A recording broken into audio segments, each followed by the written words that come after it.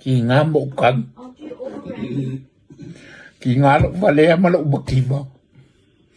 Ai le fia ai, e mori mau a ko mākua.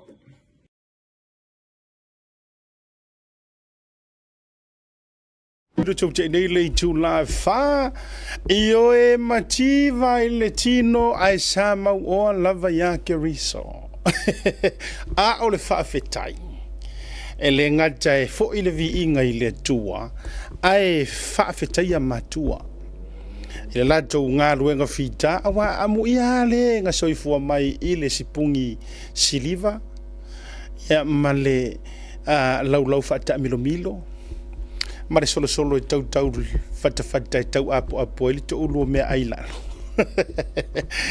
ai o te ioe mo o amene o ilato uma matato uma lo i lungo le nei porkalame le taimi le nei manisio le afanga solo lanto te mai moina le porkalame le nei e ioe matato amene uma na amata uma mai lava i leo langa mativa amata mai le tango lima a mata mai se a matanga pu mo o se a matanga vai ai fa solo mai lava ina ua maua manuia o le tua le nganga le o le pese ua mana ya le a matanga o le porgalame mana ya fatunga la nei o fatunga e se le o ngā e inspired e musuia ai o e ma e to e fa manatu ai le sa valinga o le aso ma le aso le anga ye le taimi ai ulu tu na ita isi e ye le taimi e maua ula futi e ye le taimi e tatou te maua manuia ngalo a koa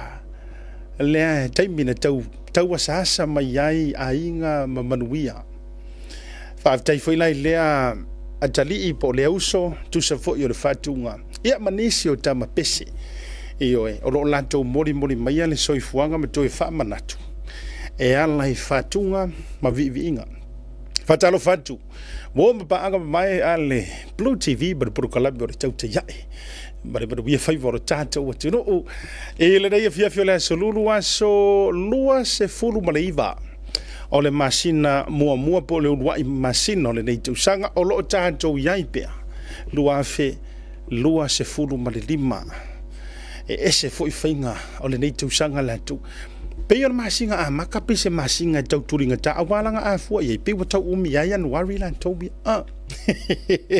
ai e umalo la January o le sawi a February madia belila brefa solo tunga pe o le tolingo le vi iyo malanga masange ma ko mai sava i tala le o le toli le vi o le toli o le vi ele o lo walu e toli mai le vi ia walanga o le sa o nga ke ko le vi a o la fai mo ta ele nga fu ye vai ta ele ia e masa ni lai va nga ngana ne ya mo me o ta faunga ia la ko ri ka ko vi o le ale wingo le na me o le toli o le vi o le atato so o ka ko fa so punga vai au punga go wa ku ka au ber pa ku ore tu se puna fa la so punga de sila no punga ku de sila no fa penga vai tanto u puna mo le winga la fa metalanga o le na o masino le tu sanga o aso la to wi am le faito waso pe yo le emo le mata fa talo fa mo folo fantu wo mai ma pa anga mai o ila to fie le dito tua o ila to fie muri ta il fa soa o le ase ai o le aso ma le aso o le ase tala e longo puia li ma fa no fo mali ai o ele nei aso fa talo fa mo folo fantu ma nei le tau ya ma tau au gila ni nei sulu ma tango fiele la ma tu o le ma tu sama o le matou tau mafana le fa nga solo le dei taimi e au te lo o le tau malulu o le maruru yo Amerika ai mai se ala ia pitonu o poskeke ia e ai ia Texas, Utah, Oregon, Washington, Alaska o ka ele malulu ia manisia mare ano no tele wa la to wa winter le ye taimi le nei fatalo fatu wai mau folo fantu pa io sama fainga o le nei aso ya fa fale ya tatu tala o tatu o le ainga ilunga o le tatu por kalame o le Blue TV Iyo ya ile nei vanga o le afia file anga le o le tua o te lo o le so lulu le nei mantou le nei foi tua ke lope a o le so lua le ia ila jo lo ile malo te le America a me se foi America Samoa ma Hawaii a o matou wa ia New Zealand Australia Samoa ma Pacifica ia matou te taimi fantasi aso fantasi wa tau se le taimi inisi foi o taimi a o lo matou tu langi ala ile yaso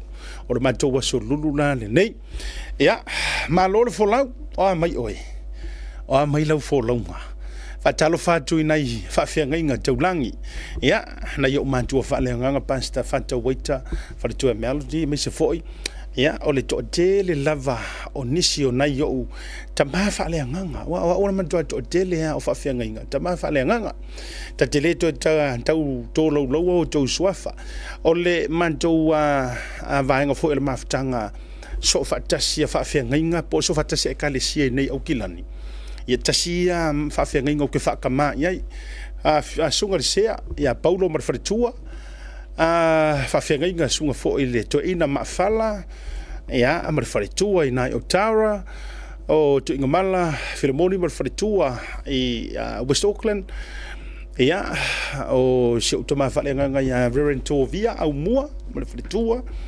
ia fa solo tu fo ile kalesia sofitu la towia o ka o kale to tele nei na yo tama fa le nganga e kalesia skrisol o pa yo aso nga dai sunga epikopo ma prestine ma lantu so zoani o le kalesia Pentecostal yo Assemblies of God Worship Center Voice of Christ to tele ala no yo te lo le lei mai langona itino matangi le lei o lo malu la lantou tap inga a o halu le pesele anga ngai se fa tula utala mali le a o halu le pesele al tamale o sai Frank Sola ole vaenga mua no o mai lo mafaufa ina o tala no mai upur pesele ai le ngalo le makiva fa mai e mativa le tino ai mau o ya ke riso o halu lo mafaufa sa moa i ainga fo ia koe fa fo ia kwa luas fulu course fulu fast fulu ko sang kalwai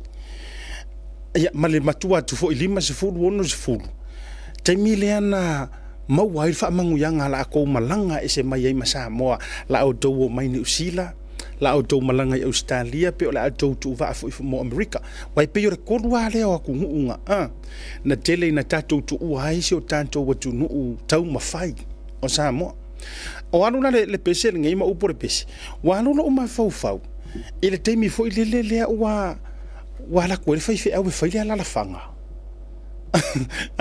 o le a fa ile le fa ma vaenga o le la ko va ese mai io wo to fa ngua wo to Sofia mo nga luanga pe yo le upole tunu ia wa le te fa fonga mai nei a fa pe o e lea na e ala va a mai o manuia sa fa pe o lo wala va ale o mangu sa la yona e tu wa sa mo malanga mai sa e ui mer kamanga o le faile le yo le la fanga faile fa ma vaenga faile loku fa mangu yer fa fi au ya oi o e tonu wa le te tala no atu wai ta dia yer tanga tale na umali fo ka le u RSA ele fa ma vai le fa se la fanga sa le te fa so atu ona pe wa toi mo moli mai e upu mana nei or fatunga lea nga ka ko ngofo isa mo ma le lilo i manatu e yai se aso au se kai au e furi fao ai va or makiva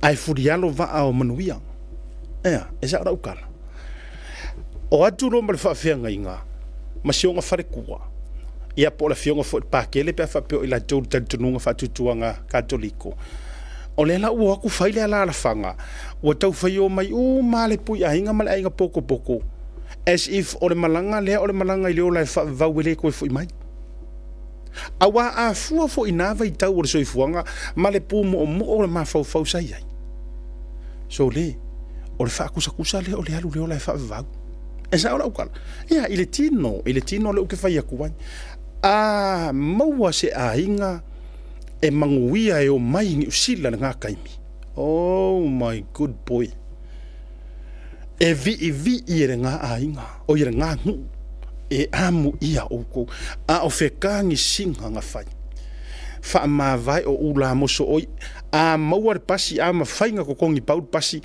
e alu pasi mo na valele mo tatou uporu ai mo na yo tatou ai ngai sala fai e ngaka ile wafu ai vai e matu ai o pe ale me ole ula pua mo le me ole ula mo so oi ilungore ole sa e vai e mai le muri mo kau mai sava e fae e mai va anga ia inga kai mi ia mare tai mi wal watu wai watato me i mai sala fai manai va fu ie e moi e o ese mai ale kau ai ngore mau ula le kau ai lungore vasa ka male pese vo ile goodbye my feleni ale fa ma fale o ke kau fa ma fa tu o I leanga mafua ole aruatu ole tōpule ino manu mai se fa kwala pula u kama ikala le au ka ko ile amatanga pokalami ka ko fu a mawangi a musu ia mele le ka ko afeka ko tatu fa soai o I tonu ana mafua I lo tete ma lo tali tonunga o ke le ioe le swinga leanga nga sui ia HRPP le tula fono e fai tax a fai fe au e o mai tio neo po ai mai wala ngai fa ngai ngisi fai fe au ola wala ko karianga le mele fa mai sa ko le pa ya e pule ska funge le la longa sa a o le upumongi ma upu kingo e fainga kanga e sira singa e fainga kanga e la ngonga o to fai fe au ya bis fai fe au ye de wa create mele e fainga kanga e la ngona ina le ngona le tangata e le se fai fe au o le mātou lava ai, walanga o I kongua le ngā furi whau hoi le whaau, o le HRPP. E wha ata la fonga fua, o I kongu lava, ngā makua ki koa I loa le whaau le HRPP.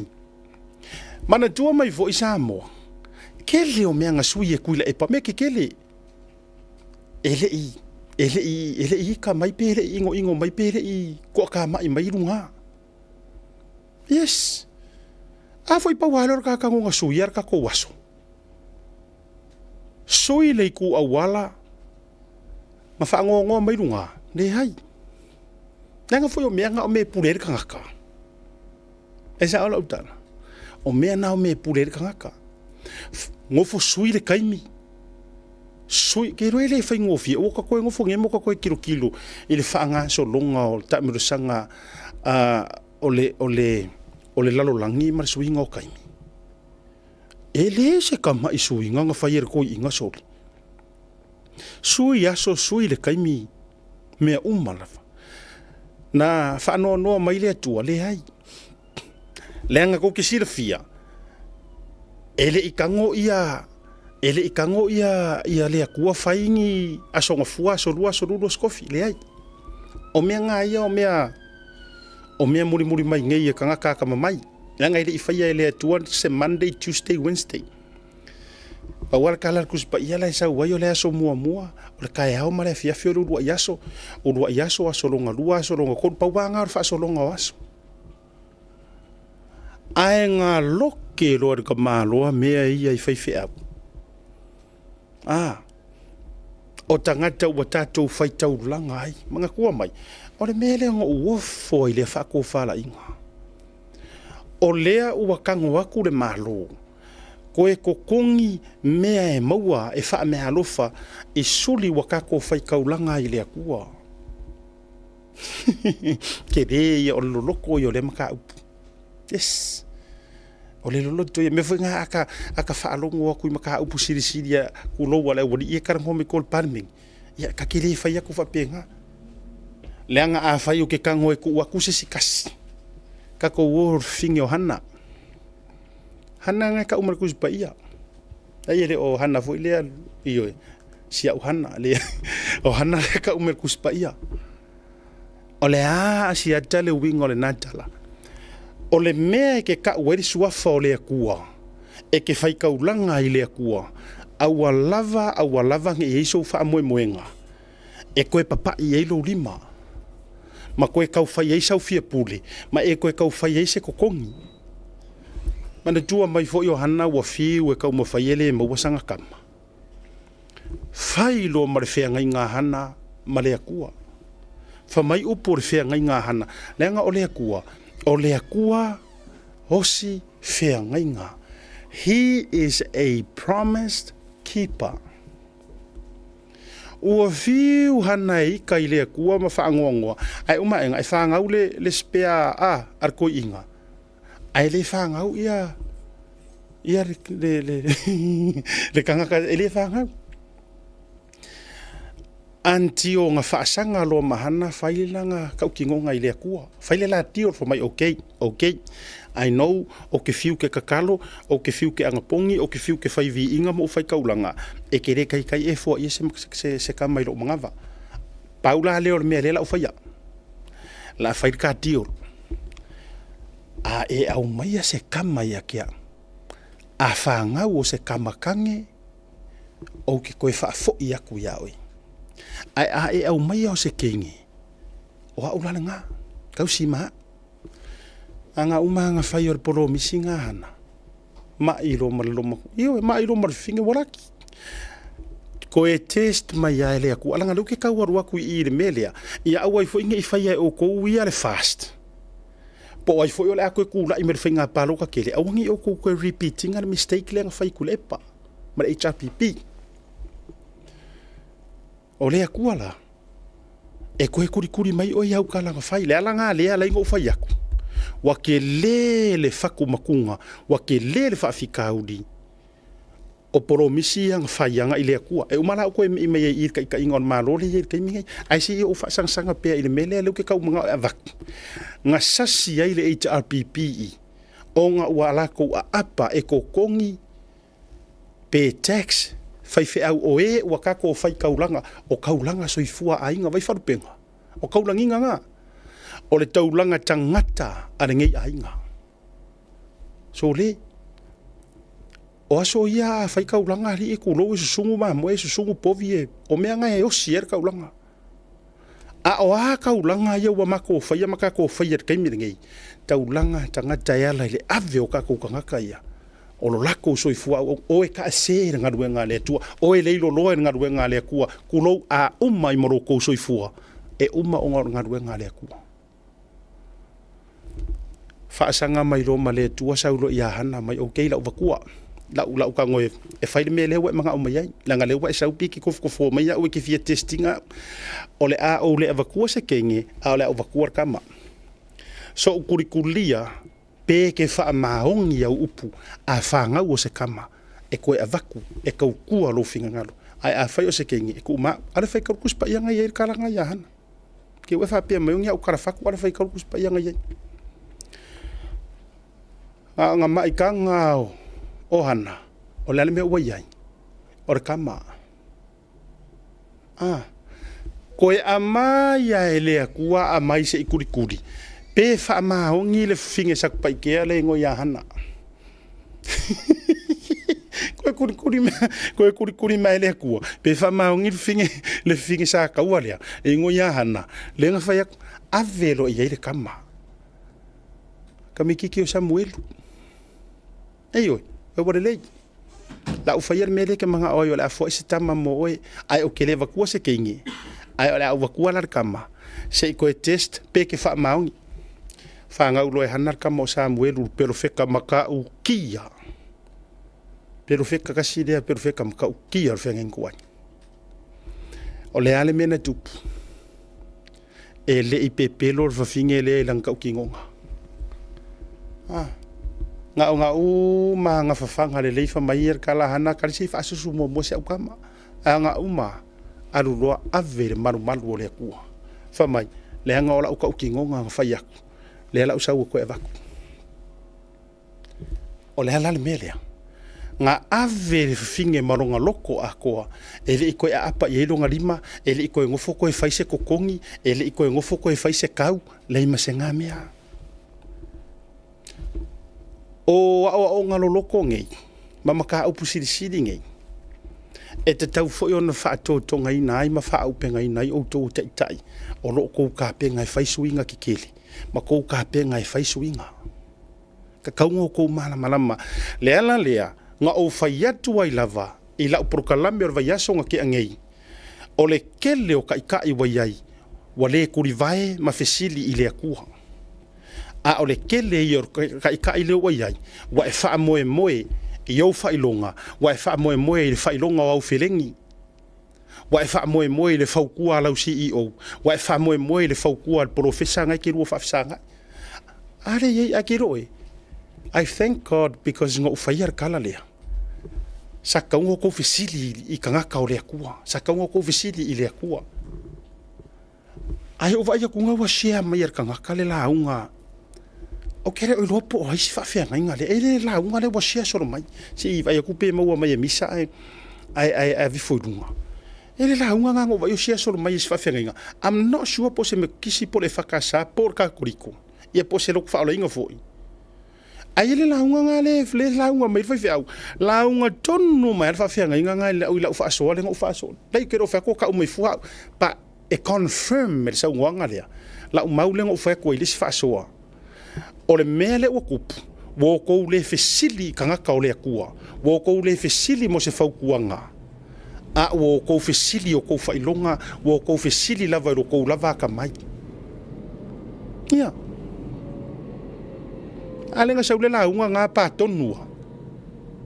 Ai awange ngalo se fa kula ukala le walanga yiri tangata e yiri kangaka e faari mai fo ironga fia mai maronga fia malona fia poto fia le leiva lea si vetu la mai kala. E ili si fa mai vai. Ele fe siri fuangi kai i fai fe au langa ile malama fai fe au por kiki pa me nga ko fai fe au e ili sanga ka fa mai awange nge ya fia fo fai fe au por kiki. Ale fai ka kus pa ia. E longo fia le mor kanga kai le fai ka kuspa ia o le fia angelu ya markara ngoa le mar mar kuspa ia ya fa fia ngai ko ngoa le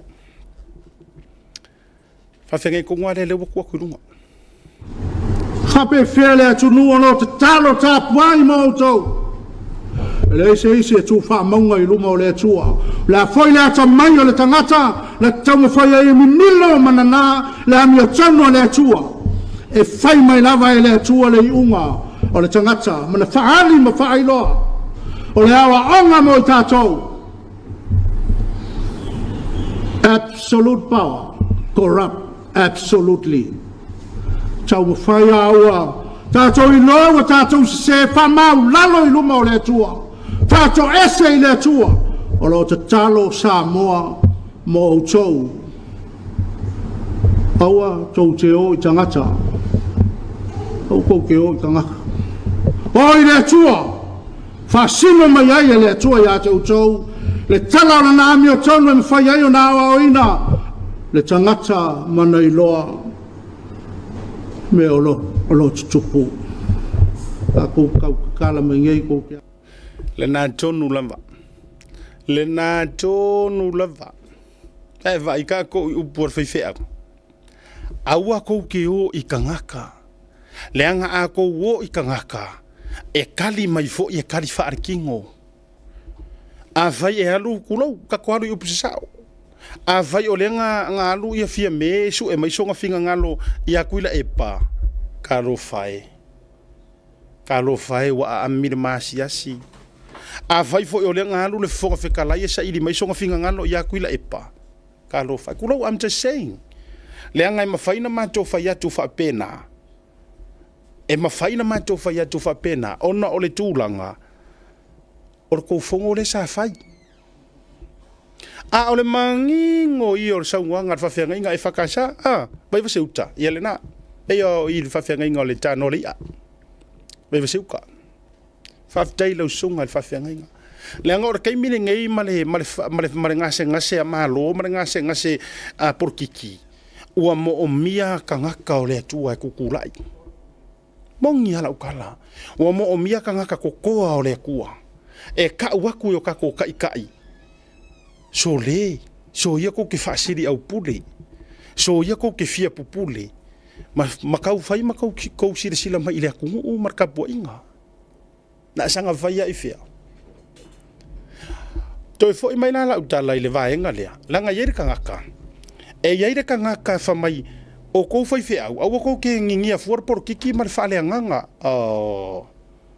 to te lo to e se e makua I kou se a yes la fa feanga ko fa mai o ngi ngiar por kiki mar fa le nganga ai ko faura ka ko kai ele se ele ai se kanga ka fa le nganga ngaki fa ko inga ole atu fa sama no ai o tu ka firisa ngo ia le la fa ko kala ka ko o ku spa ia la ngo asiata o a o ki fa so mo o fa ko ma o ku spa yo kire fia angeru ai o kire po le pe fa pe o roma fa nga ia kia uma ku nga I want to be an angel I wish ka ko o ku spa ia ma wa kali o me ia ka ko ia fio nga le tua inga ua mi o valea ka vika ia inga ua mi o valea masasi ka vika ilanga o ka vika ele o se perfeka o ka vika o le porkiki yes o ka vika o le kai au o le kupu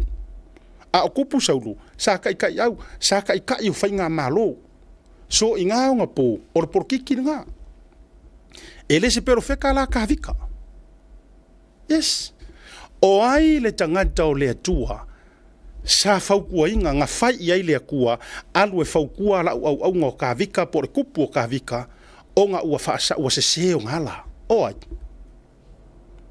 o nā tano wangalo ya o kouru ka maloa sakpa ike ngo ya nā tano o nā tano o le pelo feka nga faasa le akua nga kalong nga kango nga alu e kalangoi ka kai au matanga tala pule malo ele I fasa nga fakanga a me ole uke nga fainga mea alu e ka ure kai lele alu e ka ure pane mia lele alu e ka ure ile aure malo alu e ka ure le attorney general wa ka wa yo ngai corrupt ka uye yo ngai muri lua ka uye yo ngai fai ka anga ka uye yo ngai fai fa po riuri ngai fai fa so koma ma fa kumolo ole nga o kanga ole ku so ia ko ke fia angelu so ia ko ke fia sa oi pa kere Moses rubbish awala o ai lava le tau faile ka pungi le fa mai le ngi fa ka sia fa le nganga ia mar porkiki ko ya lu e sala mo ma e halu ke fai ka ku spa ia ioi o ai nga kuli e le ku ai halu fa sanga I mafalau oai nga kuri I se fai a onga o ai nga kuri ele ku ai lo fa sanga ya falau o falau o se perfeka o ke karanga wa kur kama o ramese kama o ramsi falau ko ngwa nga sai kai mi mose o ai nga kuri ele ku ai ele fai a falau kai mi nga lai pale mia ke pule a o pe ka o falau o pale mia po le kupu po le peleskenge po le alava o ai nga kuri ele kua nga kuri se fo mai nga kuri se PhD nga kuri se professor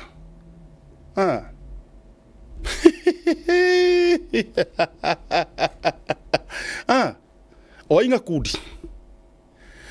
kuri le kangaka o le atua nga yengi kura fongo le kua fo mai au mose fa mo le au ke aru la ngai le ngia o e mamela au ya ingi vai po uele ngi ai kuru fa fonga le tunu so ia ku ki alo va so ia ku ki fai excuses ore kai mine ngai e mo o mia ka ngaka o le tua e ka usa o ya o ko a mio vale ku ta ko vir ngana e mo o mia tanga o le tua e ka usa o ko mia se ma me ye fai tato o le ai tau tila tu pro kala me na fia ha fe tua fa si langa le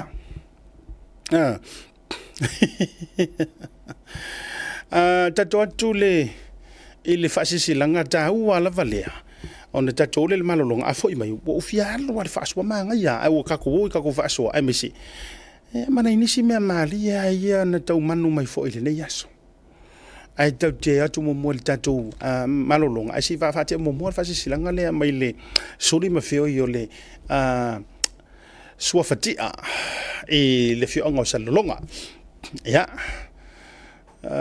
se kui fonu ka fa silanga le fam bole amisa fa silanga Tau ia wha mai ne o tei loloto pa ia sau ngata o Samoa wa o pa ia mamalu o to a o se alo o. E le ai se poto po o se atamai e utu vai tofo ia i wa o Samoa o le au mamala tu lo na lava. Ai e whaasiru tonu le nei whaasile silanga i le suafa tia. I whale tatu i foua sale lolonga. I suli mawheoi o tia tautai pau pau. O loo sala lau solo i tu e fia o Samoa maisi atunu o e whapea. E rei atu sai, male polo inga ale whaamasinonga. O le aso se furutasi o te se marua whelua sumare wha. Lea na whaata o to mai ai tau warumanga ale whaamasinonga e tu sai ma whina ngalo o i tu awai uma.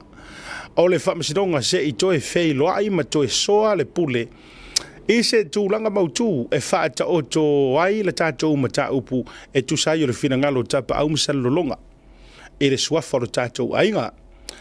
O lea e wala au hatuai i le awa ma le wha alo tele, ua e se tō wha, e le sao o lo tātou, o lo tausia lo tātou ainga, ma whea ngai ma le nuu, ina i awhiwhio mai se su mai ma tila mai o au, i lo tātou maota i whale tatu i fōua sale lolonga, se i soa le pule, ma whetu wha i le tō wha, ma le whautanga, i lo tātou ainga i le tūlanga, e ta oto ai le suafa o lo tātou ainga, a wā le whea ngai, ma tāpa au ma sale lolonga. O le a whaia le nei whelo inga i tāuana na vanga lea, o le a whaia le nei whelo inga i le maota i whale tatu i fōua sale lolonga, I le aso tolu se furo Januari lua filu suma lima lo no winga o le aso a taeao. I le itu la se furu li taeao. O lo le awai mai, o le a le avea lea, ma mafua anga e tau fia i se fi na ngalo e au tasi i ai, swafa o lo tausia le ainga whapea suli ma feoi o tia tautai pau pau ma le ainga poto poto. Whawhetai, se nia, e sa o lo tausia le ainga, suli o tia tautai pau pau le mota i whale tatu fōua i sale lolonga. Ia, o le whasisilanga le taua lava, to e whaapupu atu, suli o le sua whatia, ia, e mese lava tautai pau pau, ia, maona i suli ma feoi, ia, tautua nā le tau tala noanga lea, ia, po se au tau au fianga i lea soa tai au i whale tatu i fōua i sale lolonga. Tau se furu li tai au le so tai au. Ia, au lo ia ile fa linga tau o fa pe mai e le avelo le awai. Ia matulanga le antau fiai. Ia se to fa o le autasi ia le fofuanga ale pa io sulima. Le sa fo o lo tu sia le ainga awale va fianga i matapa au masan longa. Ia, o le toe talu sanga tulea sulima fio i sofatia. Tototu malonga foi mai. Ia, whawhiloa i Godfather i runga o Porokalame, ia masi i whaisika kou ori, ai masi o le tele o le mau update, le ua i runga o le tātou Porokalame, le vanga na fiafi.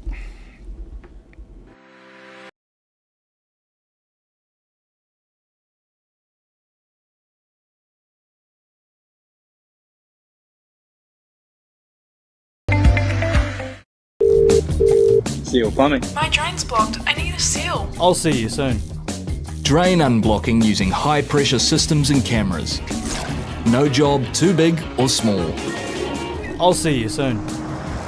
Market is here at the Maire Town Centre, the heart of Tebele watile ua toe se fulu minuti o le tale o le itu la lima le tautua whaua o le Blue TV o tuwhiwhia whailua to le ua se eia le no foa vai lo loa o le sunga ya Godfather.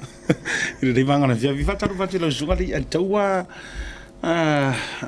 se le manga i o lo Lalo, Fatua so umalava.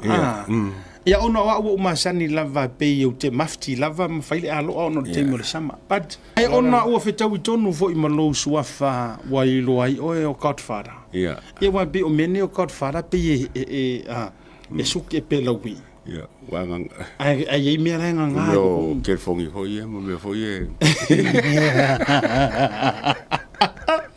Antalo fantu. Antalo fantu. ai Ia. o sa ngir ka vale o faro mo o sa sa ko la o fa pe o woki suki la kama ya o sa o so le fai fa sa wa so le la Si fatu la tana walanga O se fatu la tala ile mele le suka karangoi fo. O na o wala e fo isamo au vai. Pe ale isu pe lo e ma le isu fusiwa. Pe se anga sala ma fale mele wa e alu mo ile lu. Pe alu nei fa sama noa. Pe la jaru mo lo uftino. Mana tua pe o mentality le ata tu na yai. Ngo wala e fo ila. Mo fa pe a uia. Ui. Ele hiki a fa kore a sole la ma mo ngala. Ai fai. Ka kia fua. Ai te rola me mali e o la kuro e o tata no ne walanga o le kalesia le te yai. O le kalesia e loa ile suki. O ka kalesia sa tau mai. O war watu lo ile i la ukala inga i Filipainga. Ke rola ele menga mali. E ku mai le epiko polunga a makar makusa unga le luki. Ele se fusiwa. Yes, ele se fusiwa. O na ngi o fore sa o roko ko ila lo fa pea. Va ai ka ko i ai ile me ole epiko potulo. Ale le me se fusiwa ai mantu o fu ile le fa asia. Kama fo i pengi sa wrong fo le le sa wa mai lunga alu aka ula lo kuki penga ofuri ke vai o fu mera winkia kamara nga ke dei o ele la se fu siwa o malo male lo ku o le sa o lo kwa o la kwa ofisili ile pereske ngor mission o fa ko se wore sa o lo kwa lo kwa ngai lo ai ile pikopole ku mai lunga ile se fu siwa nga le ke sa mai sa mo ile tulanga na o ina ai foi mai le o nga si maku kai foi sai pes que mission it's okay ele mera que ele se fusi o because it's a tropical country e lá ele ka o va pe we e se voi le levo le o ka ko sa mo tulang e fu la vai i lo upbringing ma le o nga fai oi ko fa ko kausanga ia le balu kausanga kam fai lo grandmother fai so suki pe fai so fusiua so se mea le loko e fai e lo fusio a fai ya ki ngal pe bela o ka masangi ai yo ka sa renga pe ia le fora ku ngi ia la foi fai ngal ngol me foi nga ore matua e fomo ai la vai me o suki fa fai e foi o ka fa ku wa lo lunga ya wa i kasiva fikulima o loko vai o ku fa monkunga ka mo kere fusiua i ka ko loko fo ia pe la au la ngonga nga ai ke o mo hora kala pa pe le bueda nga ke mi o mo kwa bela la ia pesa e ku fa karia ka ia pe fusiwa ia e makari fo yo la onga la ba loko o fa le dress well ma o lo fa lo ngia fo nga ma lo maru nga au mako ka ilanga ye o karvulas e ke le fusiwa ro mo wa nga sa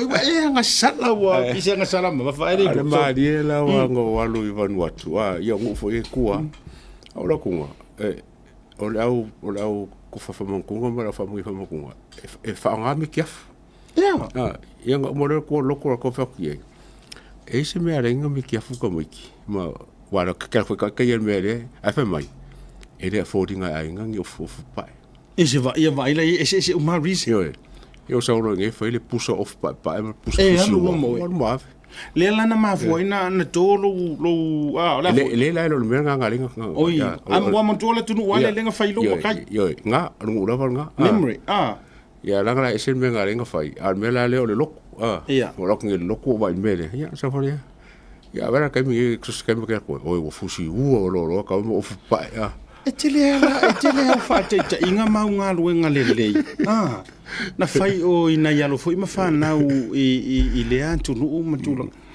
o makuala saka e te tau mai nei o lo te fa so atu e o lo la fa ka lo fai fe au pe tu tupu fa matangi le wo va o mangaku mo ulangonga fa so o le fen ka ofi ia wale solo mo fa linga la ko ia le na tonu ai mana tu mai wo vai kele lavo fa mai kangaka a kaula unga mai longi ngai fai au e kaula vea ele fai nga malo po le kua ngai po kai lava ke vai ele misia ko mengi a kangaka ai la unga la we kuspa ia o le lo ke for por kiki le na le fai atu lola utala o iai se kula fongo e fa sa nga mia o iai se kula fo manga ko foi na o tuila e patulo o tele fai atu se situ nga pau fo ina kangaka nga faia nga kala fa pengei mana tua ina ua fa sanga tu fo isi tasi o tai fo yo la sofitu man tua o nga ia le ale tu ai nga tununga ma ai nga makua le fia ya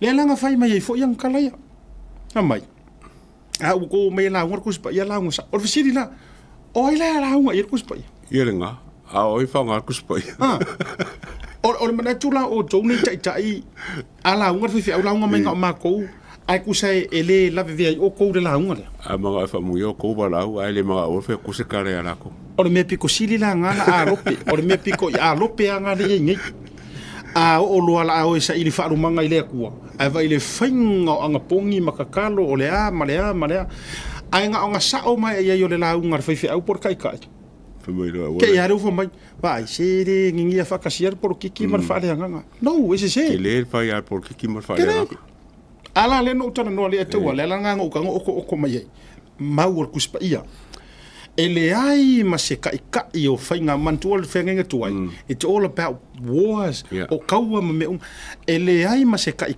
au mai de fenga kwai ele ia son kanga ka fa le nga moi ai si fora o asiaka ele ai ma se kura fongo fa vai le son so kanga kuspa ia yes ka mai ke apa se kura fongo fa vai le son so kanga kura fongo kuspa ia ai ai vola si sore a por kiki fa nga challenge nga umere pe ai se kura fongo fa vai ele son so kanga kuspa ia man naia ele se singa ki fia challenging wala nga fo nga sa oi yo me nga fa koi ke le al fa ya al fa le nga male makai kai or kala le il fa por kiki le fa que pese le amio con fesa wala amio con afionga le tua nga le ku se fa manga ku mai afionga le ku le amio con wala tu o fesa wala fa unga fam singonga inga ya fa yeme uma le amio con esa mai de fa le ku mercy and justice aile ma faila nga ia ele mercy ele fa nga ia le mercy le justice le amio le fa unga amio con por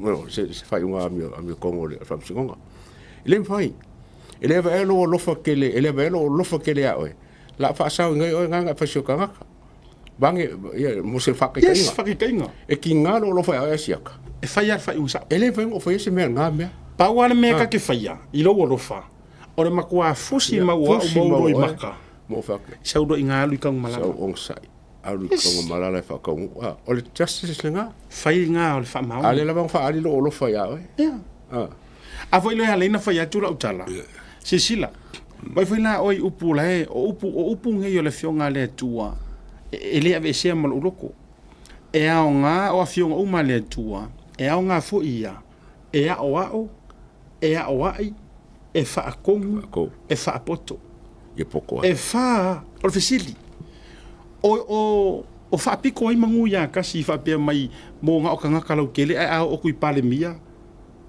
kai ma awange le ai masenga me o ya ora la so kanga tata ya e mo ka kanga ye ele ai le se ka ka opu i e fai e ngo mer ka lo foi kanga ye fai ya por ka ka le fai fon fica lai por ka le fai a fiame ka le fai la u ka no foi kanga ai ka ke ingo le pio la fai kongwa that's the best way you explain nei le to wale wa so kongwa or ka ko va kangaka se ka ilo mafkanga ka vika mayonga kanga a o mea ngai ko ke faia ele ma faia ila o nga ko singa ko pea o mako loko ka ko ke kuruku fa kasi e sa lo tang e ka ele ma faia o nga e nga mai ka ko ke pepero fa kasi de mele ele ma fai e fai ka ke le nga ko inga mea a ta fa so ai vanga le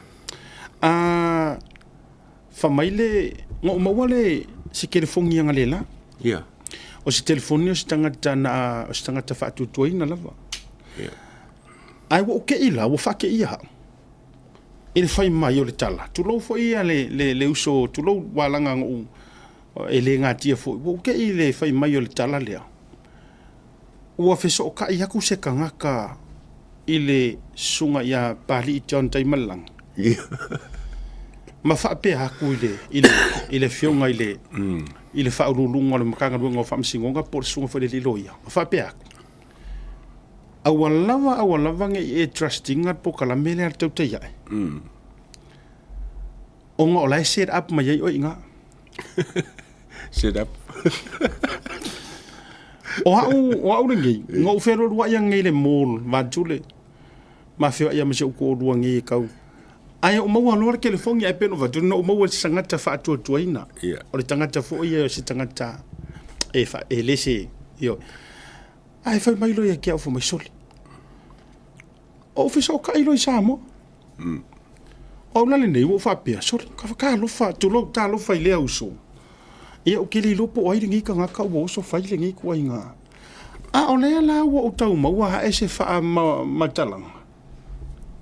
E ka wa ka ngia mai o se mingi ska fa ia kala. O se ia wa ka ko e kere ka ko oi ia. Ma o ku ma ru mingiska la e ke mingi o le ka ngia ia mingiska ia fa pe o mingiska e ta pipi ia na hoi ka ko mingiska malo malo manga ko e mingiska ku kuri ka ko ele malo lo wa tu ku kele upunga ia le tu lo wale ate wa e ta to minista tu li po fa ke ia fa ke e maka ko mingiska la si fa langinga ave mingiska sola tu lo iyo mingiska sola ia ia le ai ke ro e walango ke ro ma fuanga le leo o ia fa yo kala e fe ka ya kala ia fa ya e le la o ver faranginga manga ia le o minista eli aulo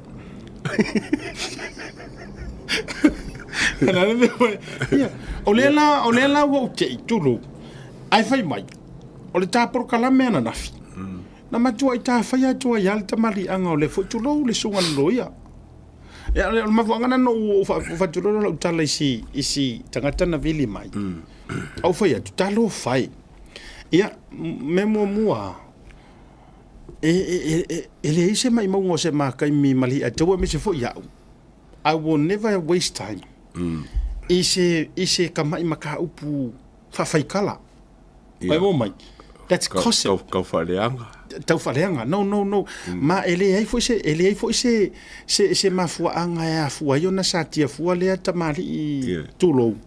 Ele o la vea mai papari i John Taimalangi. I issue ia e leanga ka whaasoa te tele ai e au fiel fok fitalai o le tamaitai pare mia, te tai o le tuangai, le mea le tupu ne te nei. Ele o, it's got nothing to do ma le sunga le loia. Ia, o mo foi lano o fiso tai. I le sunga le li loia po le whionga le wharurunga. Ia lai ai ngai a confirming a mainga sa ia maua le whiau lea.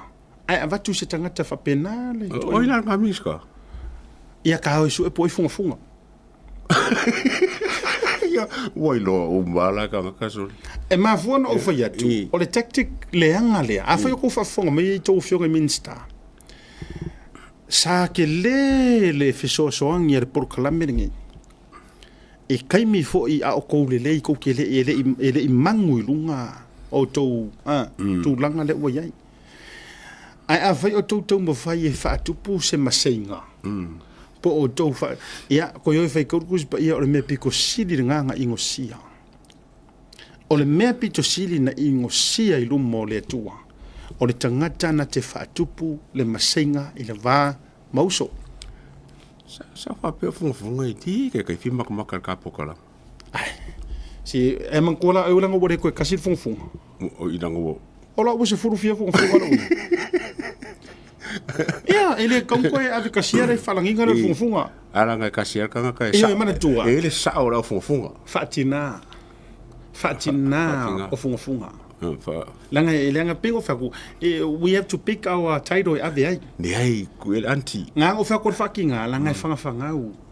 Oi, yeah, okay. E fanau. Mana tua la, a fanau la le mele. Ya. E kupu.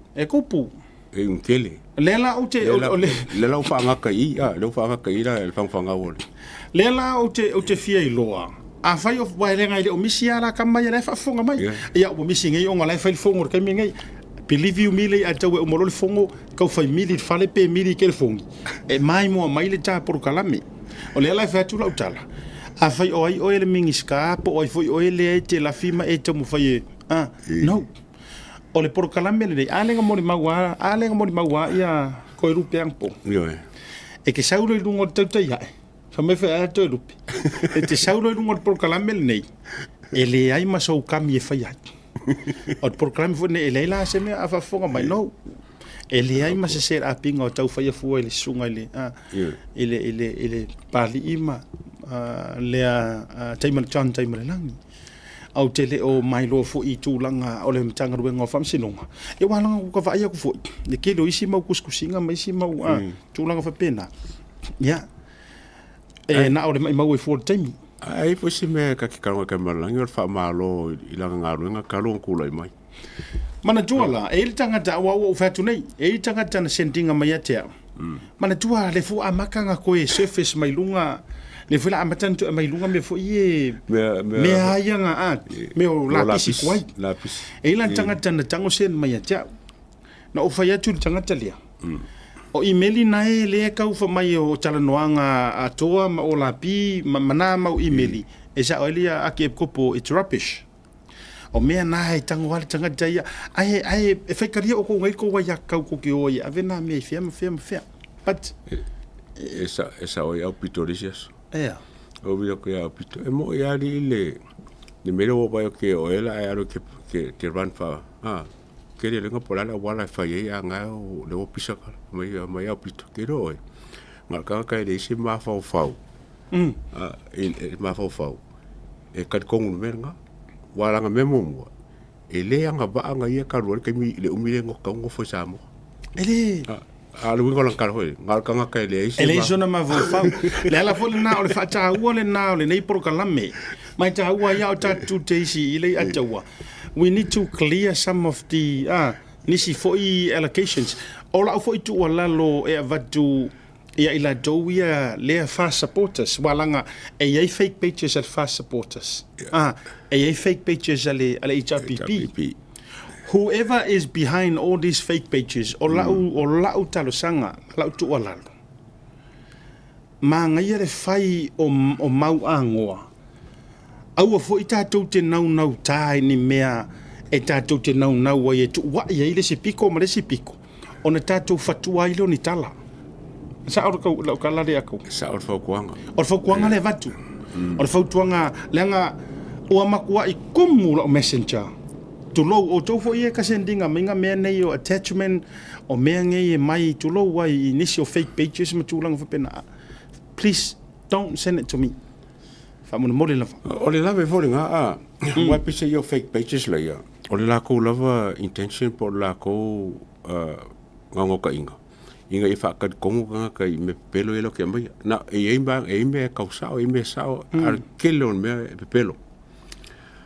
O la fa kuanga wai le feka ka fika ka fake pages man ngalo ngale masangera ko ai fa ku inga ka ko ile upule inga ia fai ka mo poko fai ka le lei fai lo fai unga pe poloka pe delete ai a wot pasia folis taua yo mele wo ile ma fa so taua ne awone tele fo le me ma kumu ai fo inbox o le messenger fa mo le mole o leu te malama fo ia ilantou fake pages o le lango le malo su engo le mi tonu e fo fake pages le HRPP e makua sa mala e fai fe ka inga matulang fa pena ia dia ele faina tala no ai lungo issues me moni ai awane tanto creating ngi kala fa kupu mani lango te milei o le tele yo le me le Photoshop fo le o tusi fa mai o kusi mai fea le ofisa o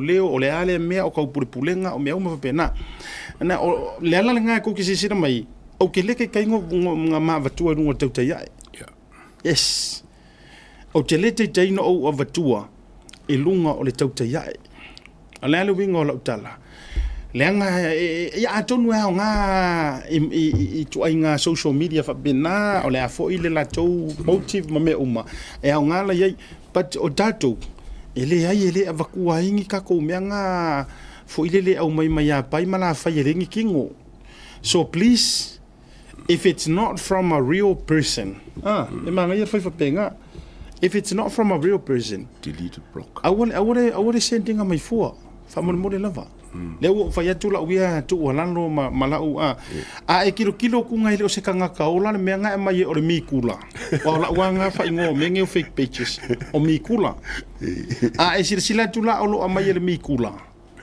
I want my mono kai me mai ya kia please I will never ever show that ilunga i ka ko pokalami tu sa po se mea la ke va ya ko ma ngai ya lau fa longo e ke fia manga o fo o le mea ngai ka nga kupu le ai o le tatou ala ata ma le tatou nga u ko fa fonga mai o la u fai makala ngor pa le menge tau te ya au mai la le si issue le mo ka kalo ngo mo le bongo o le ko kele la ko o le si ba nga le ko le messenger e mai la ko fa kuanga ya au mo oifo fa mai au ke lu mai yang maka vonga mo wa le chapipi le e ka ko plans o mai ka pule la nga ya ki de ngo fa ki o ka fonga ngile ile fon fkalai pe fo le manga o ka kalgo isu ia a ka ko lo ka group o ka ngo fo ia ke mo ko ho fa klo kala ki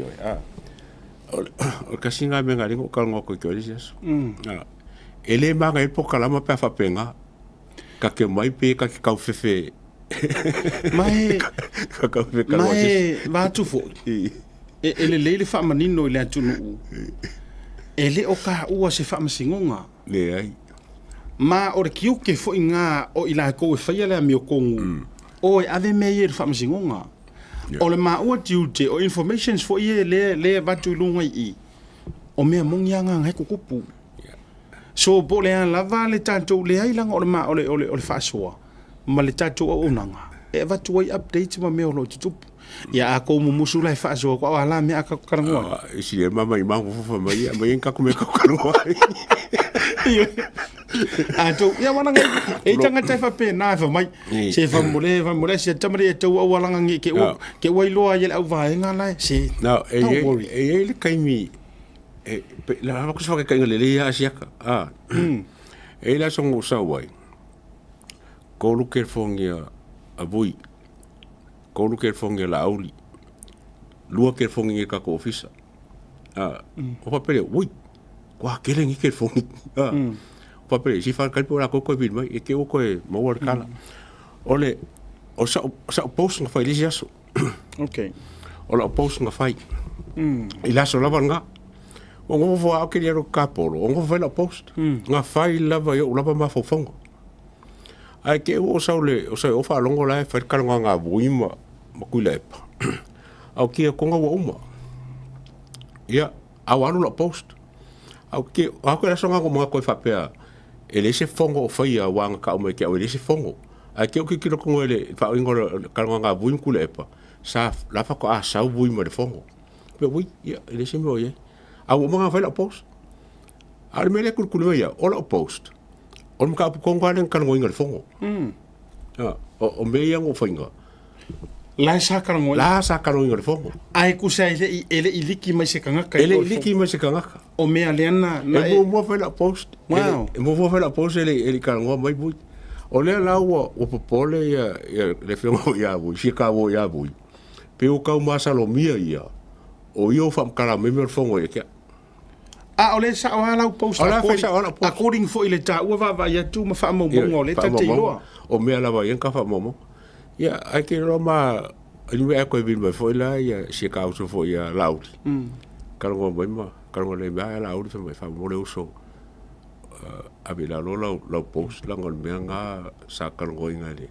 ya funga ngeli el kokas o fa ko me mo a un ko ia bui le mele la ngol ke ba pe ngala ko ia bui in mo ka opule ele se ma kalgo mo bui ma la post de fa yang o se ma ko ai o kango abese ai pe ke a ko ro fia o nga pe lo ka fi la wa ya ka kau e fa ale o se me ngai lo ma fo fau e ku sa me yo ke vai ku ye o la nga fa ko kala o ko ye fa mai o kala mo se me se o le va ngai lo ma le chapi pinga me o le va ngai lo ma fa si me ye ma kala ngo ko ai pe se o le ba ku le ka pule inga ia ko si la fia wala nga kala ngo le chapi pe ka ngo fa ele mo fa la lo ya ko ma ke le fa lo ngo fo ngi me la kala ngo ngai o ka u lava observations A o mea moni ana la. Ai me mo ya la kup. Ewe.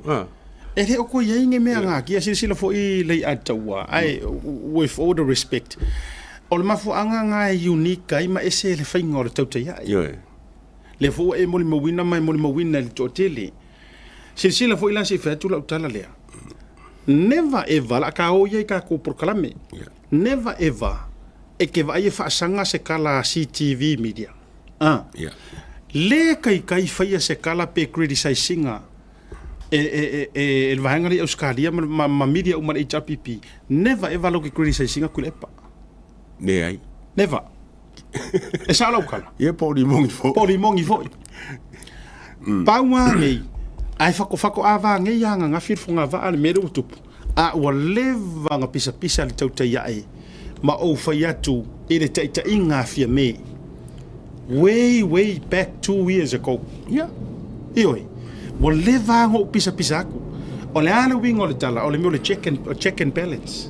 Yeah. Whapalengi umai kue lua. E uma ualu I le kua ngai whaasanga mai. E le mawhainga ukango criticize ala audi. Leanga ile o yes pandemia, isa lo kan. Ja, ero is kai. Ero is kai. Ele foi is vai un. Ele foi ale wo ko sir fianga I maka ko iloa. Nga ole mingska fa ko anga me sa. Ai nga control mai fia me uma. O ai la kau ke sa ai. Kau ke sa I kai. Anga pale mia mai fo ila auli ya kulo. Ja. Ele ai fo se le ai kau ke kilo uma wa me vai ko kau wa mama e kau ke kulikulia. E ala ko folfolanga. Ai onga ua ese ngeisia ka ko wamio. Onga ese ka nga kasaka walanga wa ole maka upu fainkaranga le ataua. The most difficult part ole mele kupu e ese ka nga ka walanga. Ese ka nga ka le ukai. O e tau mo mai. Ole mafu anga foi la le ilo no kari kongunga o te lo foi io e fa tesi ma to te lo ila to le io la to lo tomo la to ma fo fa. I think it's about time me kaunga ku upele vangoa in the next election. Kau ke ku ula le vangoa ya la audi. Pe kingo mai mea sa ia kau alanga inga. E sa alauta. Yeah. Leanga ole the most unfair part. E kai pe on me fo ileli.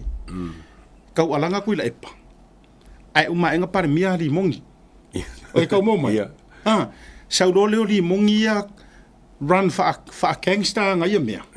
Matulanga fa pe fa mo ikala ye fa mai nga fa nga ku dei manga me tulo sau le run pe running on kama mo e nga runna ai eser kanga kasaka walanga ya e uma ela kau ke le kurikulia ia kuila epa fa kai ka inga kau ke kurikulia le o faima kai it's a primary example nga mele le kupungi o le ala foi ngar kai wa foi le ku kuso mo kale o kai kaunga ye uma me uma po la kala kale iba super senge po ba le super senge sera po senge kaunga kai silfianga a faila o kapenge kale o ke lo le ya me ke le ya ma le onga o kiro ele me kaungu ye oi o lo winga nga me wa ele ma fai e kai ele ma fai e ka kala fa kongulo ma fa le le vision le ya oi le na ya sila na se fatu la utala le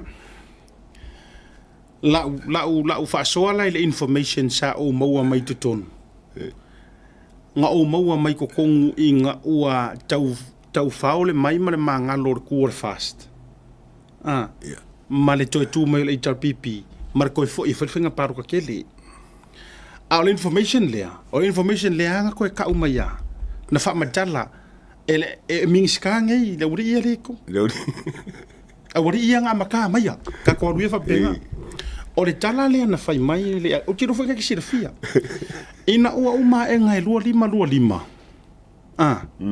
ina ua uma e ngai lua lima o ina le la fa to wala ngai uma lo fa so melia o ia lo ia le ku o konga fiki me ia wa kon ko sirfia o le whamatalanga mai te tonu ina ua mai a wa saule unga mua lua lima. King meka loa lea o iPhone. O tuala. Ai le i activatinga nga kuila e paolanga pomu fo ile leo le supa sengi. Whaakali lopo fea li e tuala. Alu kuala i o le HRPP. O le manga onga kuala sa iai. E aru e palmia. O le manga onga nga AVO. O le manga onga nga sau sa o kuala e mai i vaenga lea. Sui pan mia, o so le waka o kuala, le wa avea i le manga onga walanga sir fia kuala. E le mwhainga sau e le iso ngā furidingi ai sau take over. Ai nga sau la kuala, e ave le pale mia, e ese mare portfolio nga sau mga o iai. Ke longa ke kau sila fia. Peia e le o vaenga, e le e kei mingai. E ese e vaenga sa sau e mga o i whaakasi mare sui pan mia. Ai arua kui o le HRBP. Io, ele kai fa kulo ele mafainga kalia kula e par nga mea. Io, ele sao de kula e par fa se kuanga. Pe li fo sui kai. Ai li fo ia. O le mea la ua tupu. Sa ia ina le mea kopu I ko kongur fast la vaia. Ke po e se la fia. O le mea ua tupu. Ele manga nga o umakangaka. Inga ua lafo e la auli le fa alo e pale mia fia me. The next best option wa mga nga o mai fa kui PM me I lo la aulia e sui pane mia ai mga kuar mga onga le lak makuala e ka kaunga sui pane mia otherwise e koi fo I uma koi fai nga palo ka wa ole a mo me ole hang parliament fa mai la le fai ngol fa matalanga are fa makala la wodi ia le ngo mai ingi fai mai na malosi ar ma fofa wala audi le ai e alua ia sui pania e ngole ma fofa wala audi lo ngaf malonga ki nga inga a o le faukua le wadi ia le o koe fono ia fia me o le fautua le wadi ia nga ave ia la audi anga wo and let go see the wow this came straight out of their mouth. Fa mai ore maku alano nga ave malapoa wa ka ufa penga ma kamala sila lapoa ma makala nga fai lapoa la ka ku koe o fo ikau ke koe ai pala mai sesi la ka ku koe o fo ikau ke koe ai pala o puia ala tatu to o fo itau te toi ai pala mai sesi fai nga paroka this is our chance or ka ku wa ngoa ngai ongo sa I lo roko ai la for sui par mia ya kwala konga fiki. Yeah. Leo te whai atu lava, tonga fiti. Porokiki. Ngā sā o are whaasingo manga, langa I le loko la auri, langa e ka kaunga me I runga I le leadership, o ia anga le ki ngā inga le ngā kau alanga. A o leanga o soaku ang kamaia. Whai aku iai, se maria ia, sau kako, e paule mea ia kako malo, ia kako mang malo, ia sau kuala, ia o whialanga iai.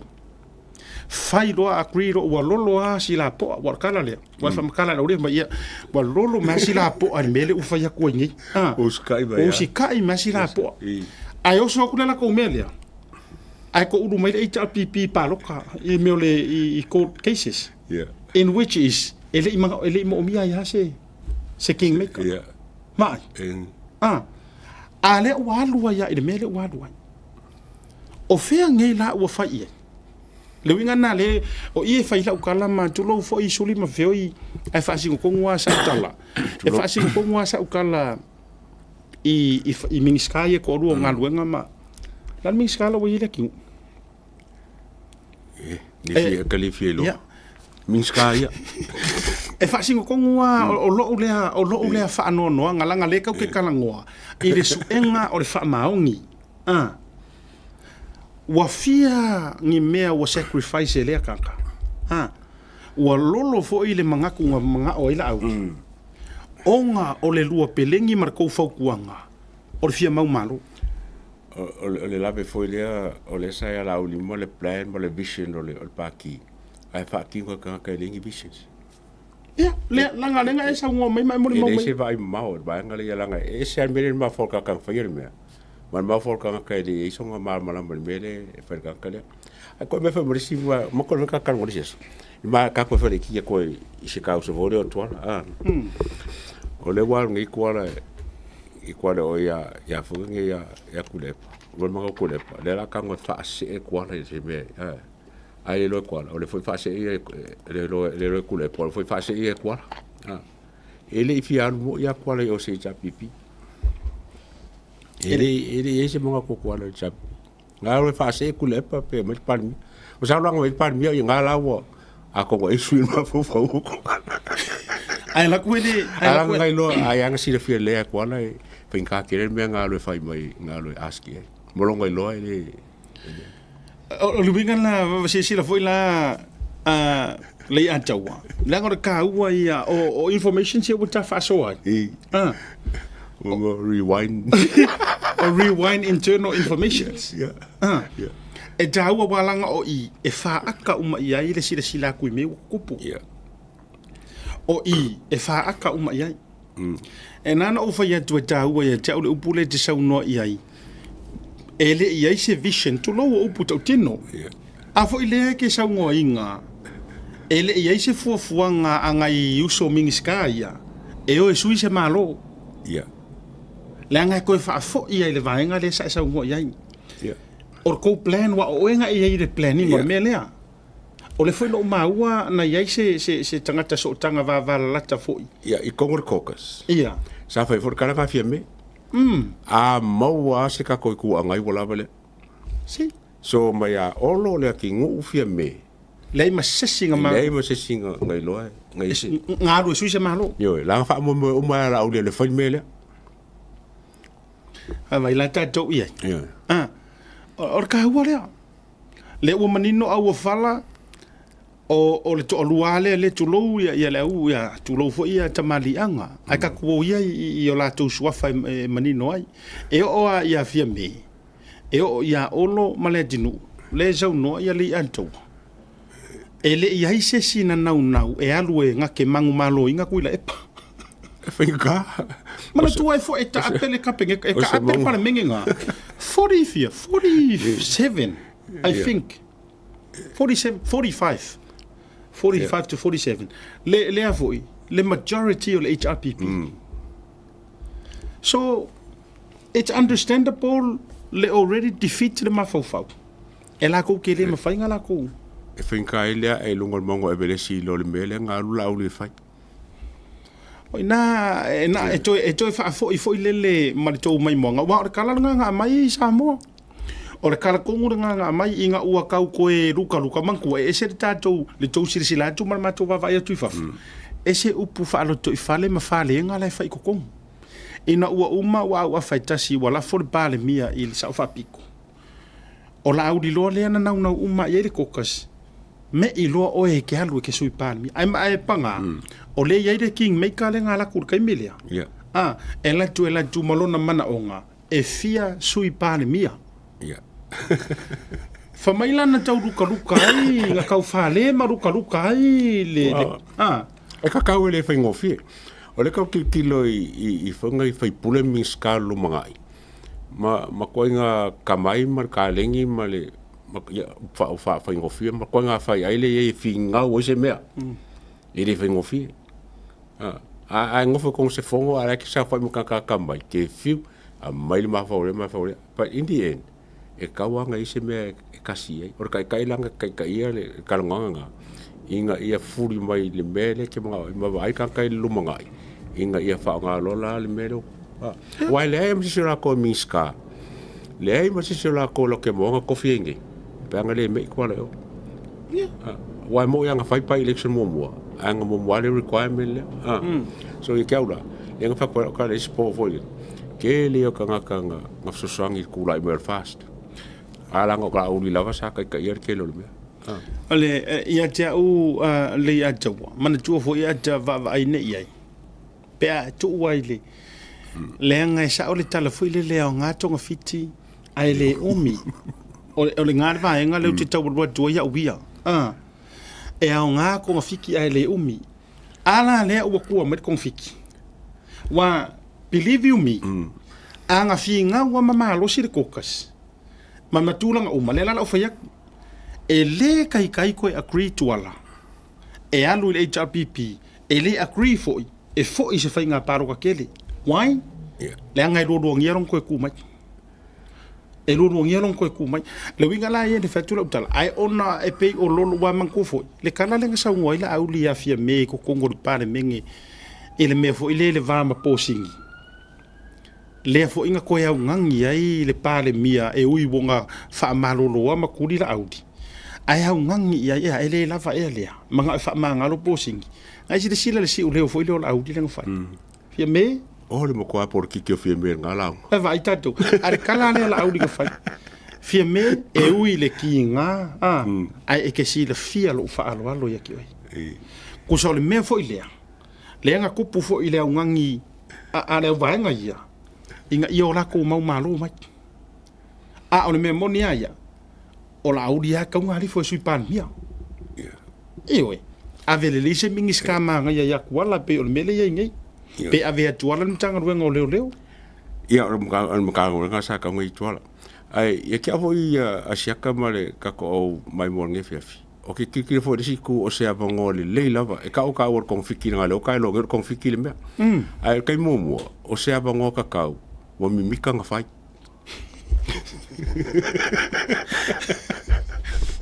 ai ki aka Maya foi si io mo fa o le fa to ale le ona fai ele fa ko o mimika io e fa tu o mimika nga fai o me a mimika lo wa be se foi le ko le ka mai mal poko sa ya o e ke fa ki ngo eso bola o le mela le o le mimika o mimika o le la wo tu nei tatara no nei lai tai walanga o le lo ma fa nga palo tateli tatia ia o le si vaenga le tula fono po fe ata o to mai la ka o ngi la o le vaenga le o tula mai walanga le la pepese mai le HRPP ma pepese mai le vaenga le tuanga ma fai mai ia le pa ki fo inga fola ngei a o fe o fai ai mana tua mai sa mo ma fa fonga ba o ai nga fola o le fisili o ai nga fola inga suinga kekele mamanguia ka o soifuanga mamanguia o kanga karau kele o la auli o olo o le akingu o fia me po kuala o le kadi mangingoa o la auli fola o la auli nga fola inga a passa col polo le senta mo qua polo pa ua ai a vesili na a o ai le o ku mai le foi e saka ka ia te o le anta wa anga lofa fia me kulo o pure ko ke vea anga lofa mongi lava mamanga kua le lofa e nga ke kau mafai e umar pa inga ngai at least wa fai uma if not 100% 99.9 o mea ia nga kau kingo sa ka kau pauanga o langa me fai e sa alo kala sa pauanga o le lava e nga makuala e fai sa nga yange ayor kai o a uma mengi feso anga vakau polo misi folanga nga fai o ifo nga fakau o le fai fie me fakau ule ia me nga fai o sira kia fie me le e kulanga ia wa ia ko wa e mali ia la mai kau a me se for kusile se kan foi ka fe fai kau le mana ia fai kau le kusile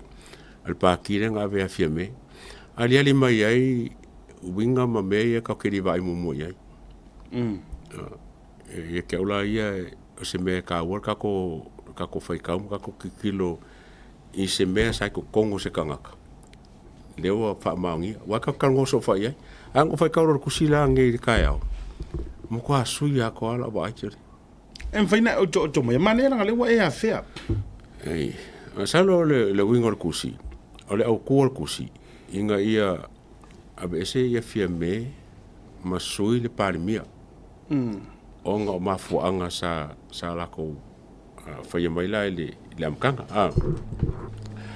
e ke aula ia e le pa fa se ka maro longa kikia o ka foi mo la ia le i ka au ili liar kusi lea ma ka vai lola il mea nga kupu kongua wala nga lenka ko karangoa solo ar kusi ma ka ko e solo po le ale le mafuanga ia ma fai fai ka ko ma fo fonga la vai a le lau ka kia ngeri kusi lea ala ka mana ia la le nga tele la le mata ubula la vane mai tusi e tele le story o le mele ta tu malolonga fo mai ta to wo tusi ai ngo kusi Talofa lava, tasi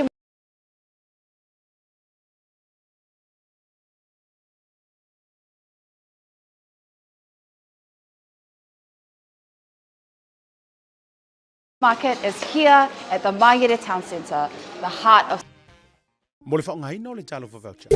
Seal plumbing. My drain's blocked. I need a seal. I'll see you soon. Drain unblocking using high pressure systems and cameras. No job too big or small. I'll see you soon. Le lulu matautia o le sailiga o le Amio Tonu Family Club o le aseina i le asoiva o le masino me lua felua se fulu ma le lima i le no foana i seina i faleanta o le ngalo do fatawina sau tusi lulu i le na o le tonu se lau fitu su ma le lima tala be fatawina fo i na o se pepa i le na o le se fulu ma le lima tala e whaangata pe tāpunia avanoa mo le fatawina o le tusi lulu po pepa lulu le aso lua su ma le lima o le masino a brila lua felua se fulu ma le lima le leia tātou whainonga mua e pei o le manu maloina o le piki up fou i tu ainga o le Hilux 2.4 litre 4-wheel drive lua super fa whainonga nuna lua Race SUV 1.2 litre lua felua se fulu ma le fa ngata ino tātou whainonga tupe awata maina ma le tonu se fulu afe se i o atu i le afe tala le leia tātou whainonga o ringalo e le nopo o e leisi lea o le a whaamarueina e le lulu mo le sailinga o le Amio Tonu Family Club whaafsota i mai le tātou ofisa o le Blue Wave TV lunga le proklamo le tauta iae mo sautusi lulu mo le reise tele.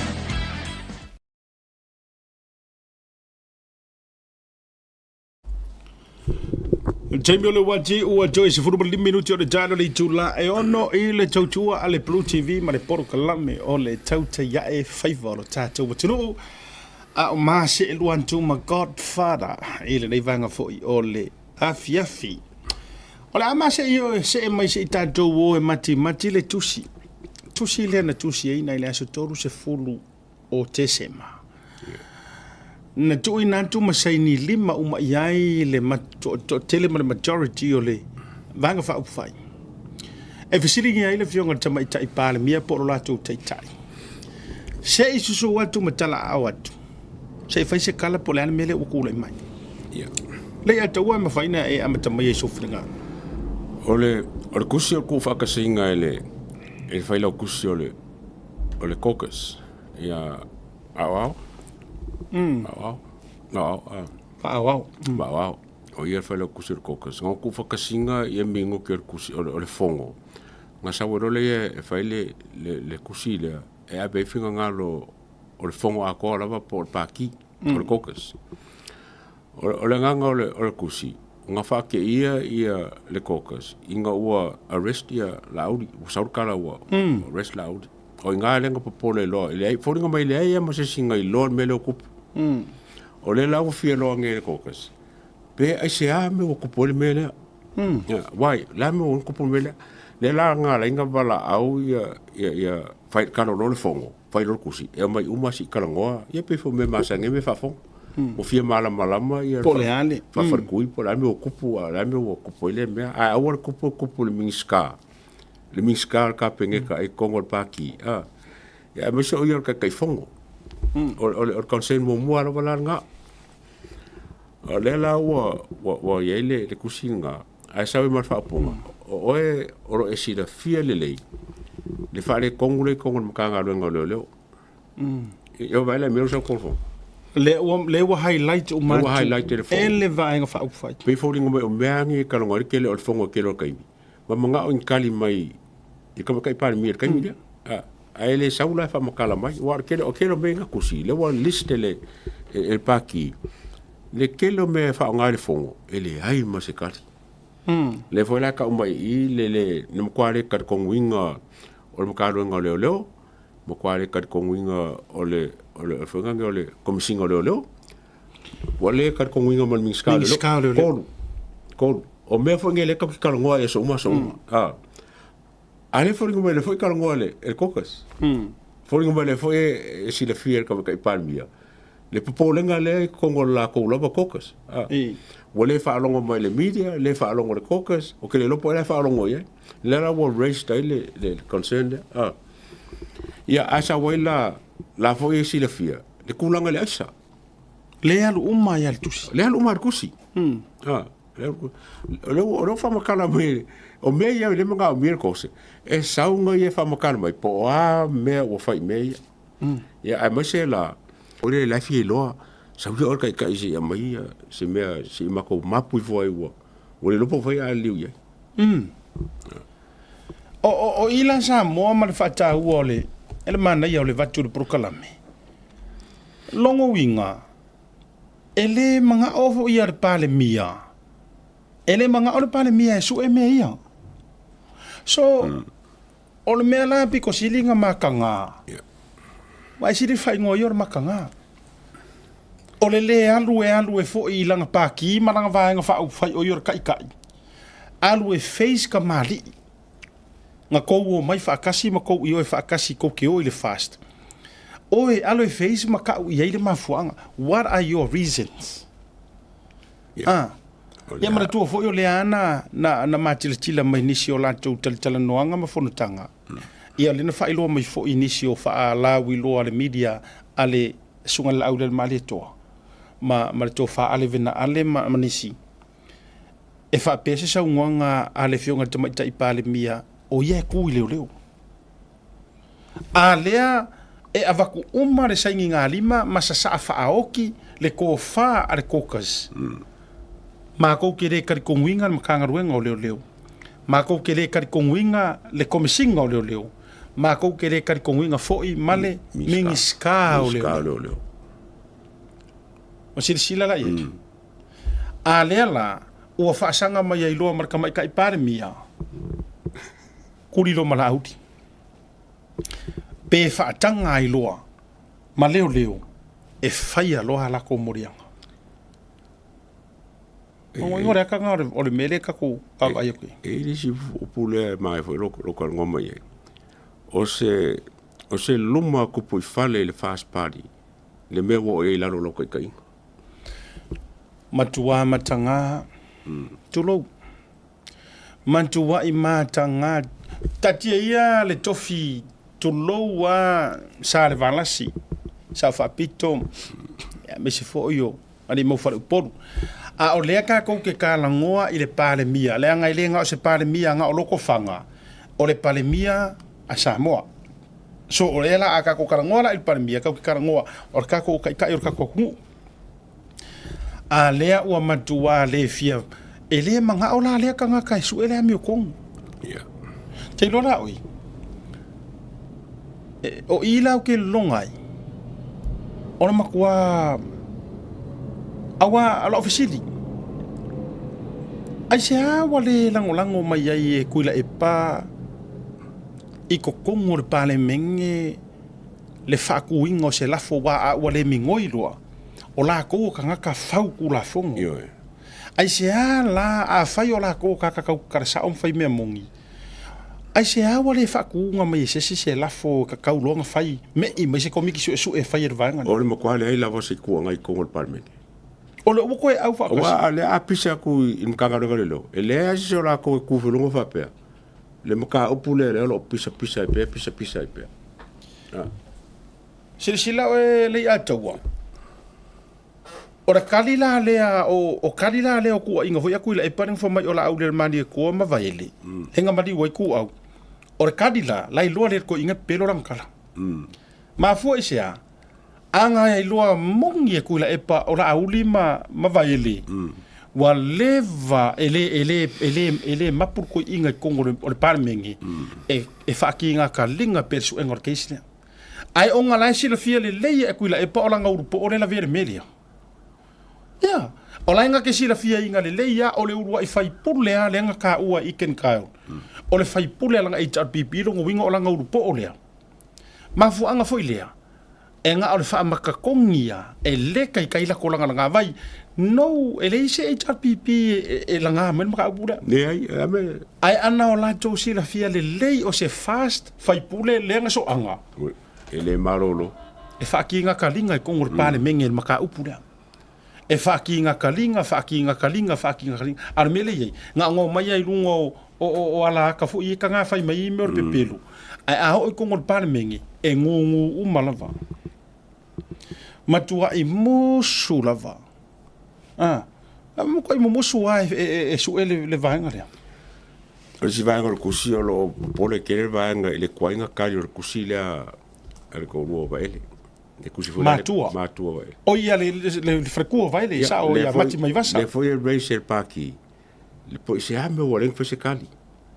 Racer paki le me o lenga kurikuri a pu ia lauri. Ise me se ko inga ele fa vai. Pe o me ia le mo kwa concern e lava le ia fonga ia paki. O le mga mien kali mai kai kai. Ai ngā le travel. E koe travel ka mia ber kusi le sa mo. Ia fatu. Le ai ma se kali se me kasi. So ke ula ia wa fonga le wa kusi le ai me foi ngoi pe nga sa ngo umala ko. E ka ke afe foi la ia sangi ngor kusi wa e lusu kasi la ko nga ma pe lusu la ko nget fongo. Nga sangi umala va. Sangi umala ba ngai la ba nga sangi ba ngai ba la sima ma ba la sima ngi wava ma faro ma venga lenga ois au mo sangi kusi ai va sangi umai Ia. Ele va kuma. ele sangi le oka ele sangi lo kimuia ele sangi ko susuru ai ora ko umai sa ele ko sangi umar kusi ora si foi la me mari el kusi la foi kau na kasi la foi kau mar marama ai o purang fa pepe ele mamra mar kusi sa mo ko foi fa parang il kusi e makua pepe lo i ko nga por sa o manga ko fa parang il kusi sa o manga ko foi fa kar kusi ngor kusi or mo ko fa ngo fie la va fa kau e poi o kan ke le ya sa o nga nga lu la ngor fa fa e mamra mo le ar kusi o fela sa o pure fa pe ele mal marama pe fa pe me fa senga la ko am ka upu nga ko kusi om ka upu fa fien ka ngo ele kokas ele se me fo fa pe ko langa ifo o le me ka ngo so ye pa wan me nga fa ele kokas ka mire o ko ba ili o me o le wa o le la ke le me la pile up ali o marka ka e fa makala me avo ele te fa ya tu le antawa o le matua tu ofisili wa o ata tu tala none tu atu foi o ke fa kwela o kala o le respond mai le tu ngai o i ta tu te lo ai o le o fo mai ala ko fa i lo mai le issue ko ngu le ala ko ke ko ngeki umai tu sa ku se vala i paki a o le o tu o manu sa o ai lunga le maka upu e fa wo umai le au vaenga ia tu lower fast afia me ma le HRPP kusa o le wa fa fetai fo ia ja uia male langa ia o mata upule o le wa ka uma ile ku ele ai o maka upula le so kanga uma ya le pale mia o ka yo le kuangai la le ko grupule o le ale wingo o la utala vai o le wala ngar maka upu ka kaulonga ka fai punga mai loa ka nga kai fai la mi ko fa pe mai sa ka fa pe me ro ko e pa pe ko da ia sa moa wa ka kaung ka ko siringia fi me wa pe me fa pe nga ka ko inga e mo ro va ngoi fa fai le ko inga wa se fi sa moa wa de town of siringia wa kaung ka ko siringia fi me wa fa pe nga ka un ko inga fi me pe ba pe ka ia o mea nei e le soona io e le soona ta alo istangata io sa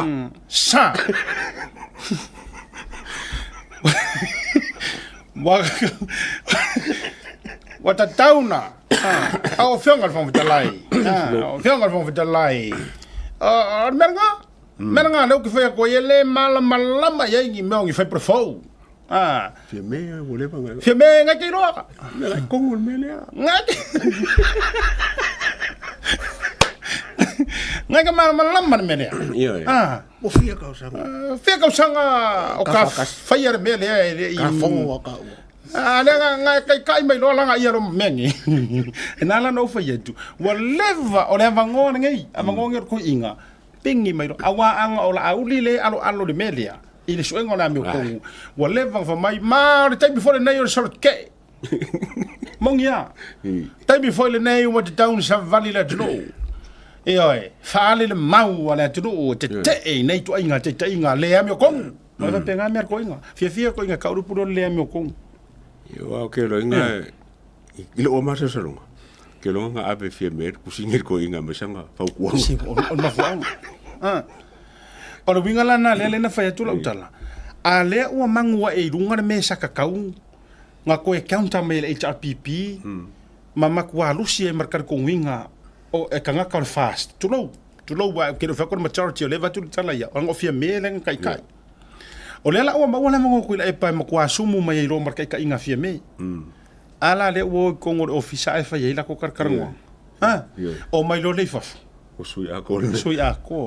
sui ako e mal fong fa kala sui ako eu e kakarngo mal mer le winga na le wo fa to le utan le lan ma fo foi le vai falar karngor ko inga usa kongor pan menger kai mi ala ma le yo le fongo le fa ngei ese mai le matua boring le anga fa ya wole to yini mana tu anwa a me marie o le o para mi ku repa que sina fia o le o pale mia ku repa mantua nei el fama manga o kula fongo o fanua lisia malo me o ku dai pale le ya ka vive la ku ya miska ya la o vionga vong de lai au te fia fa so milita upulea o le maka upulea tasile nei mata upu no faya fa to asui nei le to la o me ke ka fa mai fato asui nei an tu la fono le ifa kasi ka mo le ifa kasi amai ele sio amai ele sio to so vai mai se vangana le fionga ele kai ka ko kai pan mia se vangana le fionga de sa fa pito pa lo fanga ya pe alo ya po le vanga fe me ya yo ai ko fe me ole tu la fono le ana fato asui neia il desiva vetasi ka umai wo mar ko ora ko inga sia esa diska sia nguping ya lu mai ole tu la fono la le na wa fa sia o mal malama gele ai ora me la le o fano nei le fase la weka foi le sale moi sa wa lo mai ma me sale le ya la le fainga ko ingo me ya soia me la le a fa be le malama ya mingiska fo mai ya ora nga luenga e tau te fo i kabineta tau te fo or kap presidia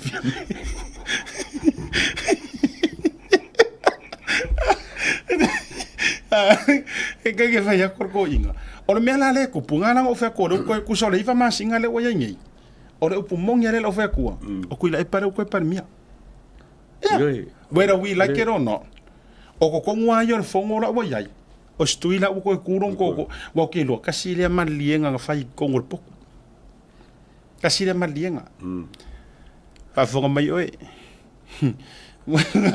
ya be mai fi me o mele la yai la sefe oi le la ma ko pala sia ko mara va nga mala o ka mo po le mai si ma ko ka mai la ma ko ya le la ma ko fa ya ko ka wa ka ko fa ki e ko ngi kai mi ai o me o mal moka o le la ko ka o ko ka a wo to e fa le lave to mai le iva masina le se o ko e kala iva ko ka ko la uri mamra mo me le wa fa kaya le fa malolo le le o laudi o fa malolo le o laudi wala ngo le ngai mea le fa la me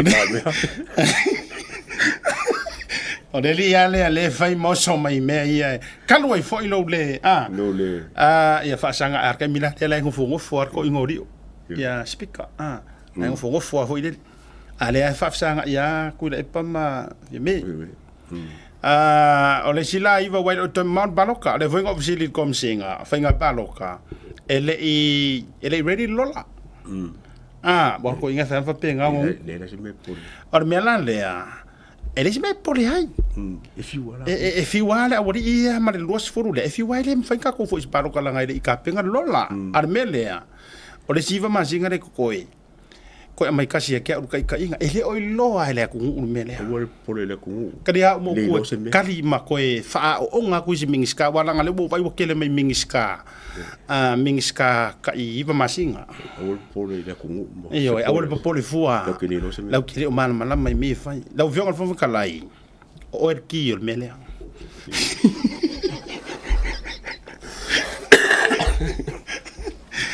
o ngi para la o fionga fa ka lai o ere ki mar ka kala me le io nga nga makanga le ki nga io o ere ki o me le ia ke o ere fa ko vala inga ala fa so fa longo mai ka le o ke le ako se ka fa ke pa luas fulu le o le o ngi ngalo o e famsingo Supreme Court awange ngalo lo ia lo yo so awange ngalo o vol ele ba ula lo ko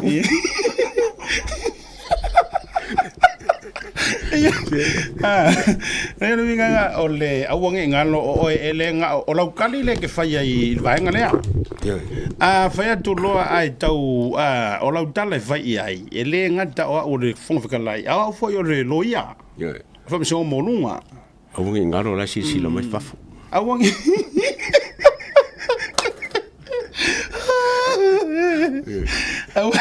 awange awa malava me one ngalo le ute o men nei o le tofa fitala iyo ia ngalo ya la ia awa o ke fai aku le ako o le menga le ko purfongo o mata o pu te tauna tu lunga ta mai tai pane mia e kari ma fa mala malama ma fa la wa ikeli la wa ku yo ala wa ku ku ku le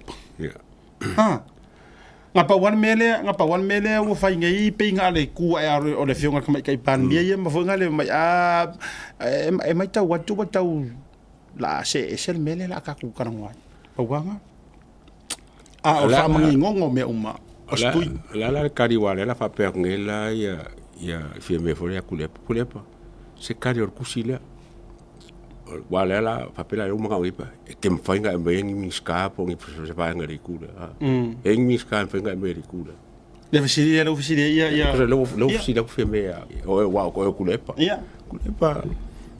la me fa kusilia fi me se pe lo ofisiria fa go ai fai pulang Ora me fai le tosilea. Ora me fai tosilea. Ave ia anto papa Brenda.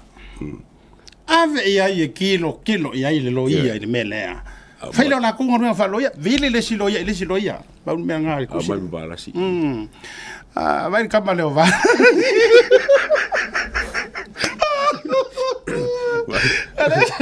Olha sau vai kamale o va la si.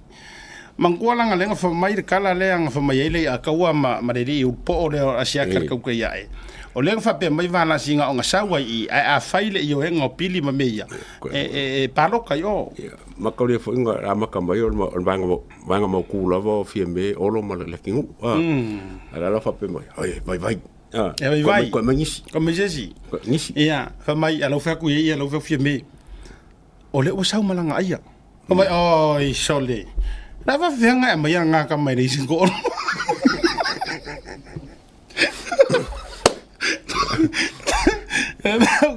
o le tanga ta more lo ia kai le la pa le mo wa pe nga ko fi ku le wo mai fa ka ngo ka ia kamila fa se ki fa ka ngo kai mi ngai se fi me mo le van ka vai ko per milionga o fa ka miro ku mele ka miro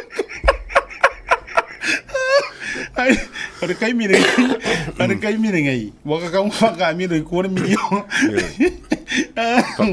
fakar mai wala van kau fakar ola sa kau vai ku lo se fu wala ofisi mer ko inga ola sa kau vai ku lo se fu o ia se o kau makang kanga mai o ia se e kau vai ko ngo afar kau sanga wai vai po se fia ming skala lango vai po ia ngi se fia ming skala lango mai Fesiri kuri kamanga o mangis ai ngai o ia da fo mai da ukari mai ia o ke vai ko ia ko lupe ia le suian ma fo o angalosa le suian ma fo o laki fo ia le oka laki ele alo fa pe mai o amer kamale o masinga lupe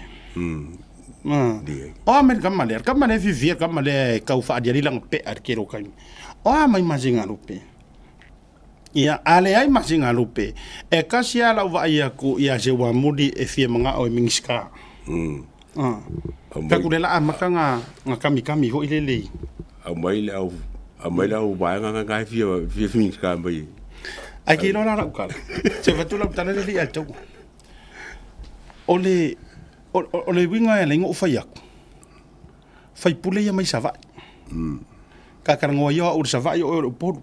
Langa o makai le le ka o makai e sia ka mai sa vai. Ia. Ka ki en ka so kanga fo i sa vai ma polu. Ala karangoa ku a. O o ke fai o fo le mele ku le mai. Ina le ku. O ke o fo ke le ha u I fai pule I o moku sa la fai. Ia. Ai o le mafua anga lea e le fio I fo kau lango sa ili le fa mau. Na mi kong. Ka kia ia leo ia pai mala fai a le wingo la ukala. O le lenga ngau e o mai sa ili a o sa la fai nga ku wai le malo.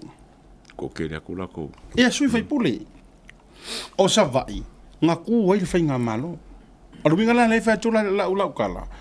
O le angava le ngau mai makapisa mai ai o le fai o le swing o le o le malo ave ese ia kuila epa manga fai nga malo ma mea uma ai o akula ko e sa fai ma fai mea e kaumfa ale wo va vai aku ese ar mea wai ai ia ka kiri e pules ka funge le la longa sa ai al te au ia or kai mina ngai le ia taua ma fa ka penga nga wa or kausanga ngai or kausanga or fai ngo fa kosinga ese mai le mau fa masingonga ia ru I kau mai ai o le alo kausanga ngai o le kaimire ngai wa amaka nga filifili ku malo po ai la ko sui ia u foi la ia la karango fa sa kaua ia te bore ko yeso fa ko kuanga ia varas o le upomongi mar up king wa le ai so fa ko kuanga e ko e ave I le sui fai ai awala o I lo ke deskalai Is. ia le palo kalenga ke ngai fakur fenga paloka ran ke ngai o sa ka wa le nga fai la paloka na le la sa ngai o le la paloka I sok pai ke o le skala I sok pai ke Ko munga le ska. ia wa sui la u le skala man ku ma fu anga ngolonga lo ku mai amakanga ia fast o fa pelo le lo ma fa se le ko nidla a o ma to ainga ma le mako fa le fanga e o va male lua se fulu ka ka paloka e mawai yes o va male lua se fulu o lela o matou manatu o nga o lele ai o sesi e ku le fast sa pai kia lela nga lenga faila o la u ala lo maku ainga ako ka ku ko le skala o mai sa pai kia man ko pule o ye me ke le skala pe o malea su ye la ka ku le skala sa pai kia se ka ko wo va ai po ai se kangaka e ku mai le fast isa pai kia Ia la wo ye. ia le la wa mo wa sui mo sak pai kia ai ko foi la ukala isa to wa langa ola e kele o mako ainga isa ka wa e ainga sa valiko e mori mo uma male ngungi o sa ka o le ainga piko iko akele alngi ka se ko akele o ngi ainga valiko la sa valiko fa le malu o le mako kingo fa suisala o le mako kingo fa laufale au mua makau la ola ainga mama ko isakau ngala nga ufaya ua makua kele ale fa ale ko ngor kulanga wa ile ko ka isa wale upu wale tunu o lau ko ka Kele we ai.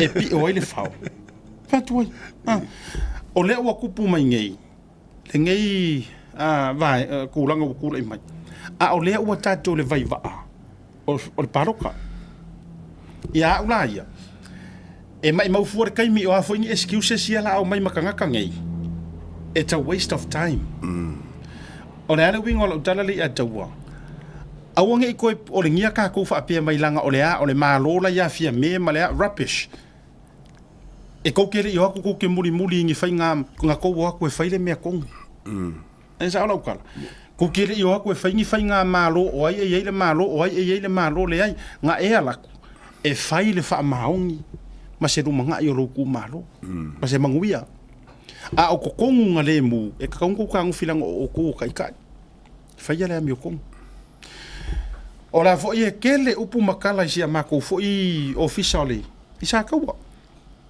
Official. o le fong fa vai. Ia. kele Komiki. la kele yo upu makala o le vo o mai I le tau tai ai le angoa I fo yo upu makala ia I le fale o le fonga fa vai le I palauli la ko ia aku foi le Le ala uma e ko lau uma ku lava. Le nga o I kongwa le mongi ai le oi fo I ka kare sau so unua ka o vui. Yeah. Manga ko fo I ole finga wa le a vui nga kere I o inga le ka o se fai pule I le milionga. Yeah. Kongor komiki. I ko kongor komiki. Langa fo ia mua ngo for fai pule fa ku lo ngwa. Le fali. Ai mangkuala olai uma olai disi ko ingwa ya longa ainga. Ha. Ole mela nga le kupu. Le ngwa I kuso mengi. O isi information ngai ka kele ilo mua. A le la o makua fake ngai makangaka. Ah, le o fake ngai makangaka. Onga o kulanga ole wa obvious le su mea. Ole kele I ole afainga ole afianga ole paloka. Nela sangi. Ile funga pro ke kida. Ola ki kino I ka poi le fai pure sa fa maong. O I fai pure sa ro fa moi. Yeah. La o ke mi o ma o manga ilo ele kumaro le fai pure le cosa mo fai pure cosa. Ai mo kai mi. Ma fu mo la le la ko ai le fucking ngor pro ke kida. Ole kele se fa tula tala le atau. Mana tua o tele I loa ya o le kele o ngisi o vaenga ia le o amakanginga mai tangata au to e mai tangata sa o la ko langolango inga fai pule ngai le wa mai ngai makapu e mai yaka o le mela ku o le fale o le fonga fa vai fa ku longo fangua ko e lisi e longo fangua man ko mai la Fai pisngis. a uma ngai wa pa u su ya ku le si fai pule believe you me ele o se vale nga fai pule la arwai sodi le fangua la Foi langa ia. E ko mai fo ia ona me mua la ko fai se official fong fa vai. E oi. Wai ku se manga kuanga nga ku pe yo ku fa nga le mai la fai I o ngolea. La fai ye lo fa ngua o se me ka nga amakai. Yeah. O le matua por kiki le ngor mea. Le la au mai ka ngaka. Le la vive mai. A le la mo ia me ngo isi o ri ia. Mingiskaya le so o le ale akale mo moni mai. Ala le ka umaya ngalu ai o su enga wanga mea. Ele sa foi se me mo le. Ele ia do foi se mea mo le ku malo. Ele nga ai fa ngale ngore fast. E adu ai ku kong e su e nga mea. O kulanga ngale wo ka vai ko ile ato mo. Ai e adu ku mai lungole. Iyo. E va ku ma ka ke al watu al tato por kala mema. Lango it's about time a reveal. Ka kaunga kousi you deserve to know. Po a ko ngua me ku o loko manga o ko fai puri. Mo. Ka ngai ya. La paso solo mo ko kausanga ngi. O te usanga nei e leise kausanga wa kausanga ngi fa ka penga ngor paloka. O a fo ila wai le la fa tu nei. O tactic le la fa nga ngi fo ir vaenga le la ko le minority le la ko ke lufi inga ka ma ainga. O le me fo ile la fa nga o le a fa nga ngi ele ka penga ka le ye kai miningi le milionga. Yeah.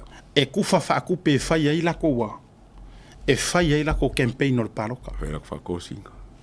E ke yanga ai ngo kili ba kule. O menga le la kupu. La matua ta alo pala ma ta alo leanga. Ile mele. By the way le atua se fa kwala fa city. Ole ona ofisili le ke fie fa yetu. Mana tua le wa vaku ngai ko kongu le kusile ale vang fa upu fine. Yeah. Wa tulipe wa fa wa tulil ko ngole. Ya fie male tama jai pan mia. Ola fesidi. A vaku loa. Ai le o amanga ia inga fong fikalai. Le o sa ngo me fong fikalai. E le fa ya ku e le fa unga. O me fa loko I fale. Ma a yese fofo e o kula fongo. O la fesili. Ai se ala nga le a fe ai se kala fong fikalai. Suinga ia nga ngofo fie me fai. Le nga fa malolo ai loa ia nga mingiska. Manga kua. That's still part. Ole mea a kore o kupu. A faila ua nga le aloa ia nga ke le fa o nga inga le kukuli ia ele majority po ele kokas o fia me marko o ongo. Ai fa mai ele ai o mea nga o mea fa loko I fale. Ole suinga le nga sui e fia mea nga mingiska. O mea fa loko I fale e maa fua mai o le mea lea. ai se ala nga le sa ngo ai mal fonga feka lai fa pea o le me fo ile nga fai o e fia me le il fa malo lo ngai ming ska ia male avenga o ka vale associate minister ele fa nga inga foi le nga o me fa ro ko i fa le ka ko fo i o ko ale pe e ka ngia mai o le wa fa nga fa unga fia me ai le ya manga ia le fonga feka lai fa unga va hang fa u fa o fai ka kusi ole sengi sa siringo fi va ir sengi le at fong fkalai onga ole kusi la fai ka ole mangingo yel ba ai fam singonga e mangingo fo i fong fkalai wale o ka o mangela observa ole ka o fa pe o yole ole lo yole Supreme Court e kele la fisili la sa ngai ai sa menga lenga sengi le kusi alanga ke loinga leia fa kula fongo le mangingo le kusi ma le awalanga fa ia ma fa kula fongo ngol kusi mangingo le ole ke lo me la mai ka nga sui la var ka milenga fongo ma kule epa ma feme alwa kulo kongo le o fenge le moka ngo fa rongo wa fa ko ki ngele le fenge le amkango le fongo nga ele ko tinga fa kasiele ele speaker ia le fa ba elang fa yung ai o si kele lava ai sambe wala inga le kalango mai le speaker wa ka ke o menga kupmun muri ai o kusile sa ka unga fa nga le fonga fkalai il article 141 142 143 será fa kasi será fa rua será fa ko ai mai se longa kiuke il se lau whārua. Ngā kongu lava. Lea ka whai kaua ngafi, le whai whai kaua ngei, le o highlight mai, le ka apure. A ngā whaapea la e whai le whonga whakalai, la ngā whai unga e kusa ima le polo inga al whanga le Electoral Act, e le aima se pisa. Le lara apsiringi ngei la ngā whai unga. A maka whain kako karangoa e le pio fo la ngā whai unga. O nga inga le la mai langa mele fa pe yo lo yo Supreme Court e nga ai le me ka mo fa ya ma ka le fa ile fa pe ka te ka fo fa lai o ba ngol ka ko wa ole tatu ai mana tu o no la u pe wa tangia mai u alo fanga o le fa unga fa ia o le fa unga fa ia la sa pe la mai lo ki ke ka fa lu nga sa fa lu le fanga kula fongo le Electoral Act o nga vai e a ka o linkalo ia ke ma mai a foi le tete fai atua o ya ula ia wala ngai ngango ka fai aku o le ala avea ngei la ka kukula fongo so si kula fongo e pasia mani mauka lea a fa apea ele upholdinga ele fongo fekalai kula fongo pasia mai de mauka longo winga o isi uma kula fongo ya lau ko pasia it's a joke ile kilo ale atunu o se meulangia a me se la fo ila ko yenga saingi fa mo le malama o la me la ko nga fa ko nga ko ko ba nge o fa miska la nge ka saingi me le malama ya me fa palang a bange la fa sa mo le malama mal fa palang ile la ka saingi me o la fa ko nga mar ko nga fa nga marole le isamo ole upumonia male uputautino wai o la nga ke tu le pa le tatarang no le official fong fitalai o lai sila fia wai pe ngo vaku o lava fo il sau no anga la sau no mai il fong fitalai o le Supreme Court o lava nga kusa o langa signature nga lai ka o mai e ui pe o le fionga muri pola lai fa tawilan sau no ai o lava nga ka o mai kangaka fa mai I know the law lai ka fufi o le winga la utala o lala si la fia le tula fono ai pe ya o la o loko lava o loto lava e arbongisa il vaenga lea le tula ilona le fia le tula fono ai le langa wo so mai o le wo so mai la ukala la ofisili le te fia ofisili a fa pe o keila ka ki yer kula fongo Electoral Act wala nga le wale fia ai ave yela le constitution fa vai le vaenga le fa mai o fa singonga ma sora fa ko fali lono winga in other words e solo ia uma meia nga ko fire fast le winga la utala le kusi mai o ko ya fia me kuli e ka kau foi la nga faasanga o mea foi o e fia mea nga faasanga i o kukuli kukuli au mingiska wala nga lai mangingo nga kala o mea faaloko i fale e le a manga ia i so in other words sa ka foi la nga avesanga foku nga ia fia me kulo le fon fikalai o ile parmia ka kaunga koe fo i fo mingi ska ia nga ia le se me la fa ia fo wa ko menga se longa ko ke o pingi ku la fo a menga me ke ka pe la nga fo le la mo fa fa penga ko lo ko mo ke ngai ko ele fa nga ka ko menga o la challenge le fon fikala mal fa lo la sa fa mo kala mo la ko ngo por alo ke ka si fa lo man ia sa fa mo kala mai ngai ma ko malama inga o malama siaka malama Samoa i lo kiuke fa fonfikalai le spela mer kasfa lo ko le Electoral Act wa o mele la ma ko le malama ngi mo ke lo ma ko malama le fangele le kula fongole a se fa malama ma ya we fa malama ya we o la lo kiuke le 142 fa malama mai pa le pa lo fa malama mai pa mo lenga o Supreme Court kako karangoa o se me makanga foi le abaku o lawyer Supreme Court abaku ngela o ko kuli mai e Supreme Court e sa o fa ngalo ki le kasifaru mana tua mai le a se sila foi le ato mana tua mai o le i si fai unga o telo foi wa mana tua e ngai pa inga ele ke le fa wo mai el fon fe kala mai fa singonga pe atu usenga ngana fa fa ngofi la lu ngalo tala man ko ke le fo ang fa un fa va ku or fa msingonga ko ngi mai fa fa msingonga te lu isi o va fa pena onela wo o i tu la fo no fo ile por me e wa le ka fa ku la ukala on me e o le o pulo fa lo ia o le fon fe kala e kali e maka u pule por me o le sa ka pulo pero pulo fa sa ma kwa le ka le ka o men shiringa le menga wa o le pulonga pe la fo fiel me se le la le fi ya ngalosa ka le fa ngalosa o ye le fa ngongo le fong fikala sa ngalosa la sa ngalosa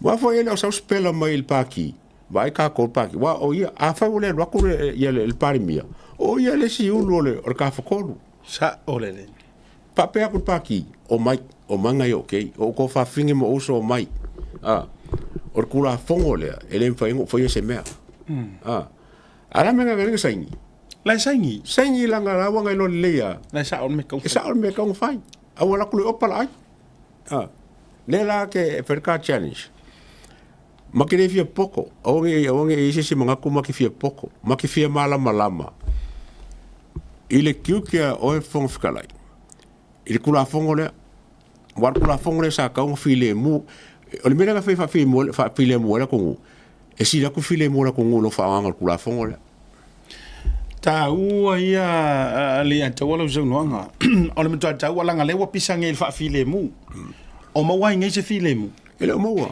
wa se file mo ale wingo la tala wa alanga e tate fa yatu and I am hoping ele take personal inga ele fionga fo fitalai le fa so al tato po kala me le tautai le ai tatele o turi au buinga lenga wa umanga faile ka assignment ale atawa la ta fisili former Samoan politicians we've asked lawyers attorney ngai Samoa New Zealand umanga ma ve ia ile vainga le not just saungi ina yo to silfia elenga saungi nga le tangata foto ina le proklame me uma even other lawyers ngai wale vanga lawyer ku na mata mi milo ai ma sei ave ye tau te sa ili fa manga ye kanga ka ku o le fau kuanga la vale kasi even some former MPs sa Samoa tangata to sale leila to finangalo to sale lei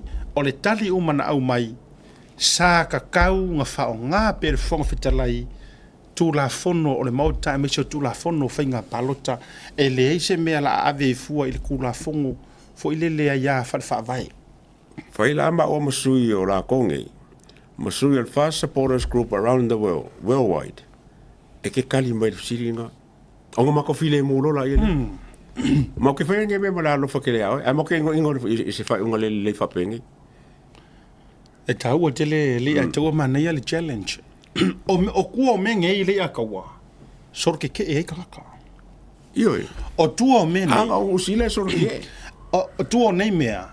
E whaale kongu ai maise o i la tau o lo o ua mea o poutu malo losi. Whaamasingonga, o le pale menge, ma le pūrenga. O lala e se fea, le whaamasingonga ia kulou, whaamasingo ma ele o afia fua i le mea lea. A o lea, ua matua fesili ngia tangata, le pūrenga e ala mai le pale mia, ma le pale menge, o le whauru lunga lea, o le supreme power, o le whawhekarai. Vai kau kia. Matua foi wa umana ta le supreme power ye kokon le toa o le whaamasingonga, pale menge ma le pale mia. But the supreme power o le palemenge, and who is the head of the palemenge? Ko foi pula fo. O fofe kalai, o le winga na le lango na le whanoa. A wa anga whaapea e whaisao ai le tūlanga lea, ta o to mai le legal advice ma le me tauna ye le tūlanga lea. O uma piso po family skoi. Si le ko fa ngo nga a ko kupu. O le wo ye me pa se se ka i lumunga. E le ko mamalu fo ngai me o fa nga paki. O le ale to mamalu. A loto fo ya la tangata ta lepe ma faini fau ngai fa. Ya le mai mo mai le fo ye kanga ko ngol HRPP la to. Yo. Awa believe you me le atawa. Anga o se a ngoso le nga pingi e ngisho HRPP e kau lepe le HRPP ke roe. E kasiar kala kuila e pa. E sa ora ko. Kasiar kala kuila e pa. Leo ko maro. Lai se kale mai wale vai ingar ko inga. Ai se war ka malo e war ko ingar ku siere. Ki nga o pe pala e ingi printing idu. Mo e fo e blank kale mai leo ke ana fa pena. No binga ye tete fa no ye le me utule me. O le la ko ke le mare kupe tele male taimi. Whaamasingonga i lungo lesi whaamasingonga. Ia wara kala ngā lau whai. O whaamasingonga sa ili mai ai. Ko e alo e fo isi kupe marisinga ngā sa. A sa mele e ka whai sefer mea ngā ili whai o la mio kong. Ka ngō fia o la mio kong. Ai ki role maria li atau. Ia le la lau sa ngongela le whawhi kala i o whaamasingonga. O i e ka umai ai. Ua matua mā sa ngia kulou. O lato whailonga ia whaalitula fono. Le kusi o le lako whaavai o le paki. O he kau mōmai. A le lako e kama mo o le whaamasingonga. E koe au mai. Po fiere ka o koe le pawa o le melea. A oi whakupere o le kulafongo. E alo whe maranga kupe. Waranga le sa ngel pepa lea. A ele pole lango kupe supporters. Ala ke whai aku. O kupe supporters. A e kau anga ngalo inga le consequence o le mele wang whaia. Whamai se tasi o tangata sa i poro kiki. Angi usila. When it comes to political issue ma meo me whapengi, o le magic word, o le majority. E sa o le leia ngā mea? O le kala ngā whamai. O mea ngei e whi ngau leko ke pisa mai ai, sa moa ma ngei mea. I le nganga i me whakemo kalasi. O le powerful word e remove koe reinstate se mea o le majority. O le winga ngā o whakemo kalasi. O le majority. E le kau whaia fuangi mau ngasu o le majority, that's the key word. E minority lo, dictator lo le mea? Ngā kongua. Wa whakomingisi wha dictator pa our rule e minority. O le winga la lea leina te whai atu. Manga kua fo i le whakarangoa ngā leo lua i whaatala ngā alitamaitai pale mia ma tustala. Lenga fisiri sawa ye ska suku skala. O le ufa wa ma o le falongo. Nga wa kusi aku ia le vaenga fa upu fai. Wa le sira ku fa ku kuanga yawe. Fa malolo e mar kofi. Kai ka. Manging or karia fia me. E ma fai o le la tou le na fai talia. E ma fai e le vaenga fa upu fai. O nga fa malolo o kofi kai kai. A o lo pare mia. E pule e le se la ko merga so ka kia ia la pale mia langa o kau fefeu le melea ai ka ko focus o le o kudi de kai kai i yo e fia me e kusa ai o vaenga o ka ia la ko paki nga ke yo e e majority loa uma malaka ka a le la ava ko ka un action e fonga fika lai which is o le sangi de le sangi me ma yo le me le ma me ai aloko le ila por mere ka aloko ele yo wa oi fa mo ye ko o ye le kongol paki ma fa ka ma o le fongol parmengi o leva foi na official o leva ngal official leva ngal sui komsina le ala ko fa mo a fa ile mara malama ba ngo ese ia va la sim ni avam fa ma ba nga ia venga ngo langa ia ma or kaimilo ia fa mal mai ia mala mala ko ele sengele le mele ai lo manga sangi kala ngo ingo fa fien kala ngo ai o fa mai le mala ka fe la wa le me ka kere fa le mele o le la o public ngele le kusile ka kong mai oi e fo sa mo la o fa pa langi kusile word to word inga ye mo le intention le kusi fa fe pa ba so le a fanga mai lungo le fanga ngo ki vi pa langi ma le media pa langi ai filo mo longa swaf nga kongwa wale e se ala makala nga sa ngo e kuila epa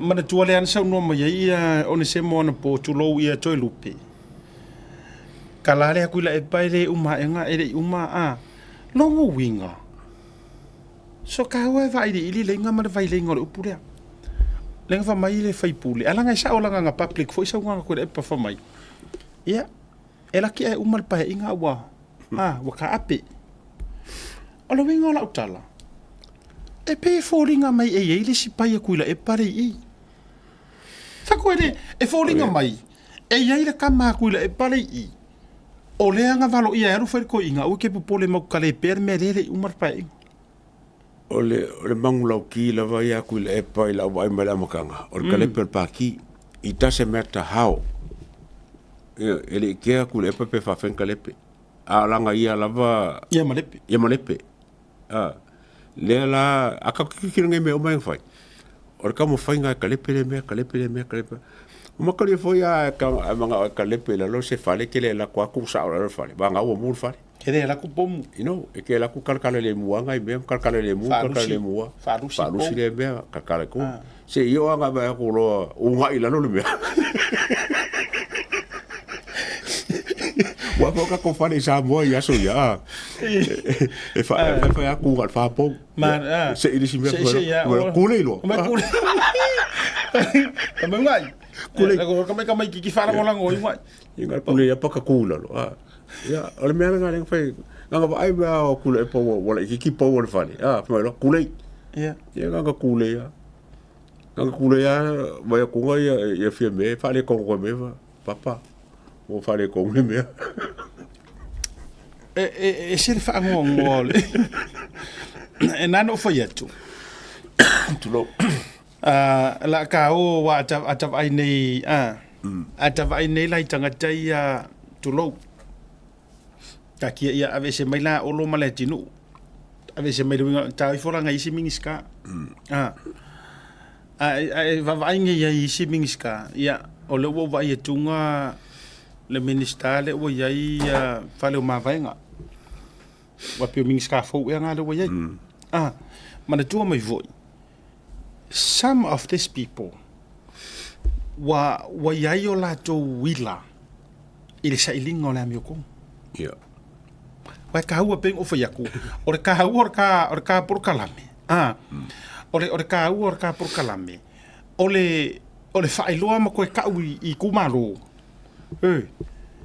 a kongwe manga ia ko fai pule mo wa kupe a kongwe manga ia re wa uma ai pa walo le lape o le fai o le ami ko ele fia longo winga fai me nga a fa perkania la corrupt o le upusa o ngai ave me ia tato wola ya tulo ya fale o mavenga le la fa kula ukala o le pisa le o me ia le fai pule le foi la o me ile mingiska o pisa ku lava i le laka pisa mo ia e ko mo mai o pisa ku lava I le laka pisa mo ma ka mo fainga fa sa o me laka pisa mo ele o mo se fa maungi e fa ko ele official soangi e fa ile ami o kongu e o bu ku lo langa ka ku ma me uma fa penga le winga la le tati fa atu a va ngai la I fa pule po mingiska mo tangata ia wo tonu nei o le au va o mingiska ri ke mingi o kanga kangis if not all some of them o le ai obviously pe I fa ale fia ele inkares ele fe va ya la dole mele o le fai o fa mau pe fe va ya la ko bia le kadi ai kanga kaya Ada minga na la tala le ato pe fa ale ai kamanga si ku fa mau nge fa yengi si ai kria ka ko ia mo le va ngor ka ya ngi kai ya ole fa ta wo le nei va ngole fi me sulta tele yo va nga ta wo ta fa so a le pa maka mo si ka me ole me to tele la vo to tele la to lo la to si la mai mo ana no fa ya to le I va nga le ole fia yo ka nga by the way le fi to la tala le ki ke wa misi ke o va ya tu ngo ta sen mai e tangata ia o ise ko mengia o ise postale ale kasi uso ale as kasi fa sala laulea o wale ma fayang fa wo po kana mengale wa ku sen mai sen me tanga ale ngana alo ke vai ku ole fai de kala ka kale nga I pe ya o chon o si uso ya pali fa urungo le ya ku kasi ngai so sale ko ko mo ya ai wa si sila la ko inga kala ya mana tu wa ai tanga marenga ngana tau talai le tu inga fa tanga ta fa pe wa o va mi se si me fa pe la ka ba ka me langi ai son ka ma ka me langi rin ka ba o le tu va ya tu le fa mai tanga ta ai wa fo I pali ai wa fa pe mai fo ile ai wa fi we ai so sanga lo ye ka ba nga ye lang oi mana tu inga tanga tu wale ma wale tu so le me tau na mai o fia ai o le me te tau ona o le luma wa fai ma pese fa man bi pese ona fa manu yang io e kusa o poko ko le vale mai longa io se o ka ka mo ka ai ma o le si mai ngalo te va ya tu se ora kele o kanga kale lo ke sentinga menga le akale wa tele ya yo no la tango ye mention au kele lo penga e mo fu I oi se ora kole ka vale le fa mai ka di mongi au ke va ku ngale pe ka wa fia mai fa pro se uso ska si o di fa sala wa ka yo no so iti la ngole isi le lo nga me e se ka fa mau nyang o de me o ke ni lo nga o sa ulunga ora kele ka wala ko sentinga menga ya te e pe no te fa ya tu o ke le o ele I mo sa ili linga ke le wo fio ka viringo me la kanga kai so kanga ya ma te le puro ka mai ya puro me wa au mangi fo I pa mo sa vonga I ti fa ka ngo so pe a ka ngo refer me ka fa ka ngo e ta ua wa mana tua ina ia manino ai mama malama wala o ia pera poka la ma ko nga isungi o fi fa longo yo ka ka ye a mi se le wa mangwa I lunga longo so mana tua la le anta wa o le fesili piko silia ngenga fainga ka mo ka ko kuskala male au fa sala la e ka ke fia li pokis okay, pese de mele. What is the hardest thing in Kakongaruenga? Or the hardest thing is when you are about to report yourself. Or even report about yourself or your family. Yes, that's the hardest part of Ngaruenga nei.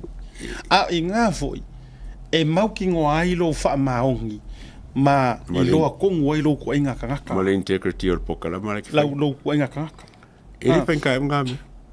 Nela wo mana tua nei. Mana tua wo polo kanga umanga a wo mana tua ilango sem. Wo ke ile a ko ro va tunga ai sen mai se o so Samoa. Sen mai a down. Fainga le page le mikula le SSIT. Ai share mai ya ta o se mato business se uso I Samoa.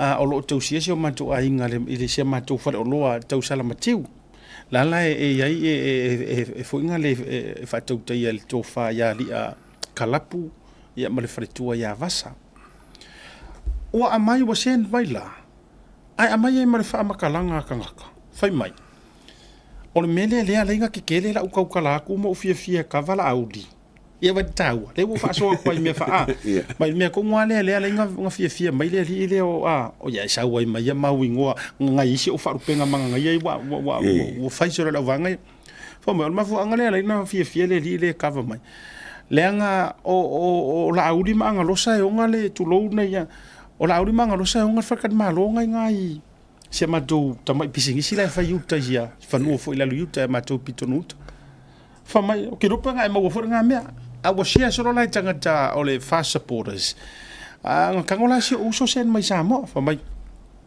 se vai e fu i o nga me ona fai power la ukala nga fai le atawa ale foi la fai atu e o matou a inga ma si o matou nu usa pai kea o akala kapu e mer kanga kala kongo. In fact, e ka pu e mehaiskanga kor maku ainga. Yeah. Lenga oiskanga kor maku ainga. E kaua nga isi maku faipule le HRPP le yei. Ai ka moma. Yeah. O ngisi fo i mauka nga kala e wakui o. Ale me pito siringa leanga. O tangata neila tau te la lafi mai mengi. O ka ngaka ngi le kumore kusi e kala fo si uso. Le kumu e kala fu o tau saluti. O fa api le kusi. O fa mangalo isi. Ba fo wale lopo fio mai kupe kongi e kala. O ingo la konga. La ke ro. E nala na ufa ya. O fa kule je uso masiona to lua. Awa fa amu ia fo sia ka ko mo fainga. Ole nai e o mayala to matu mai lu mari swa fa la aulima. Ia le ro sawe mari swa fa angaros. Le ke ka ka ko ngo fo. Ole ma na ia fo ila lea. Free advertisement. It's a free promotion and free advertisement. At ilise metu te to manga ia i pito u sa tu paitea o ya si ia isi at matu tama accommodations na yuta ia aton to tu le fufa fo mai li akalapu ka le se sign tu se ile to analosa ma le to la auli ai li fo o o se free advertisement a wala ngo sofa mama sofa le ka le ko le e ngo ye ka lelo wo fa tu la tu ala lo foi da kwara la ku ala ai le uso lia e fa fonga mai wa makai se uso ya lia ya kalap au e fa fonga mai alu nei lo e fa se tu sign kele tu oile anto la auli le spito tu oile anto ana rosa i le spito ai li fo e ku ale nga ku ko mo waka e manga ya nga ko ilo waka tu o ilo waka le la ona ton ai ka ya e fo lu tau ta ya e nga ka ngoro le fai ai ya welcome to Analosa Asiata la auli ya accommodation hotel iyo e no me ke lo fai va ku ale fionga ya mo pola le suma manu ka ke ro sole o fako kangaka loko ai fa pipi ia me bo si la fia ia langa tele fuata tala ya pa imala fa e o tele fia ha fela ina i kulo ya la ulima wa ole me mautino male ele ai le lavangi kulo lava ele ngi me nga ngi bisingisi mai le ma fai fo yo fa ka nga inga ma ko hu ole ala le ngu fa ya se vanga nga o se sa kupa ikea ai fa fasa va ku fa fonga la tunu na e lo lia e se ele va le arka ko ulang a fa ke haru fa mo inga mea wa ka uma inga wa madua i o vale ku lima le susunga la ngor ma ku hu e ma fa inga va ko ni pisi ya wa ila va ku nga pisi ngi se fa o ele kakau ele taun fa na mea ai ona o tangata la vai le loto vale le winga la o fa to ile atawa le la o kango kalia ia meia le ai ele ai la va se so kanga e kokongin ko kupesu e nga mea o le o te iro le lava o tangata ye fie ola le ai ka la fu fa lo se o kanga ka mua nga ngoinga nga la ku lo ele ka dia ai ka la fu over sa lo fa meia tangata ye le fie ola o to foi mai lai le mele ya iti Leanga wa share ke le kangaka. O le wa ko ngeli por kol wa aso kalu o ka milo malala wa ka milo la. Ale ke fa lo ngo fa pe mai ole ku ai me kangaka fa pe ole ave ka ole sa ngor me. Fa pe ka va le limon. Ave ka va le limon. Yo la fe ka ku e fa pe o yele le ngla be ya o melanga. O se poka la mare leila ba mari e mai lunga e fa ma fo la ngai pikola inga ia va kiri e se ia ma sa salonga a wala nga wota fa yetunga wa fa ia ma a wa halu le tala matulanga uma fa pena ai wa ka wa o kele o tele i loa ya u po tele i mo se por kala mea atui o ise por kala me o tali ma ia pe tau fa manino ma ia me o kele ma kai wale a siringa me mai kanga kama ai o kele i okay, makai. Ya, le na tonua.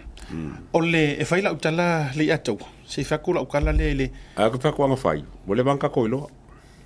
Pe nga fai le banka fo mai sis. No winga le utali ai mene. Ya. E le fa pela a fai atou i fua a mea a ai o lo kako kiu ke ia. A fai kako ke fia manga nga o e fa ai loa me kupu. Ma awange yengi mea ngā kia. Makilia se mea. Makilia le ea ma wha mangingo. E le kakau fu ilanga kako salua ila lor kāpeka. Ngi kuwa inga yo kako ainga. Te loa au te fia whaitula utala le al taua o manguia ia wa manguia ili pisingisi si uso le isa vai. Ile lua fe male ongo. Nga maka mai ai le matou fale o loa. Au whamakala wai kāua le mor whafonga. O si uso lea, wa leva nga whainga ruenga le canteen ale Yasaki. I Samoa. Se fulu maleongo kausanga. O whainga ruenga si uso lea. Ile kuso ie mongi ele upu foilele. E ke wha maongi mea iki. E ke pule i me kele. O ila le kau vange mai ai ele ko akele o le au loko leanga iei ko kongo le makungu.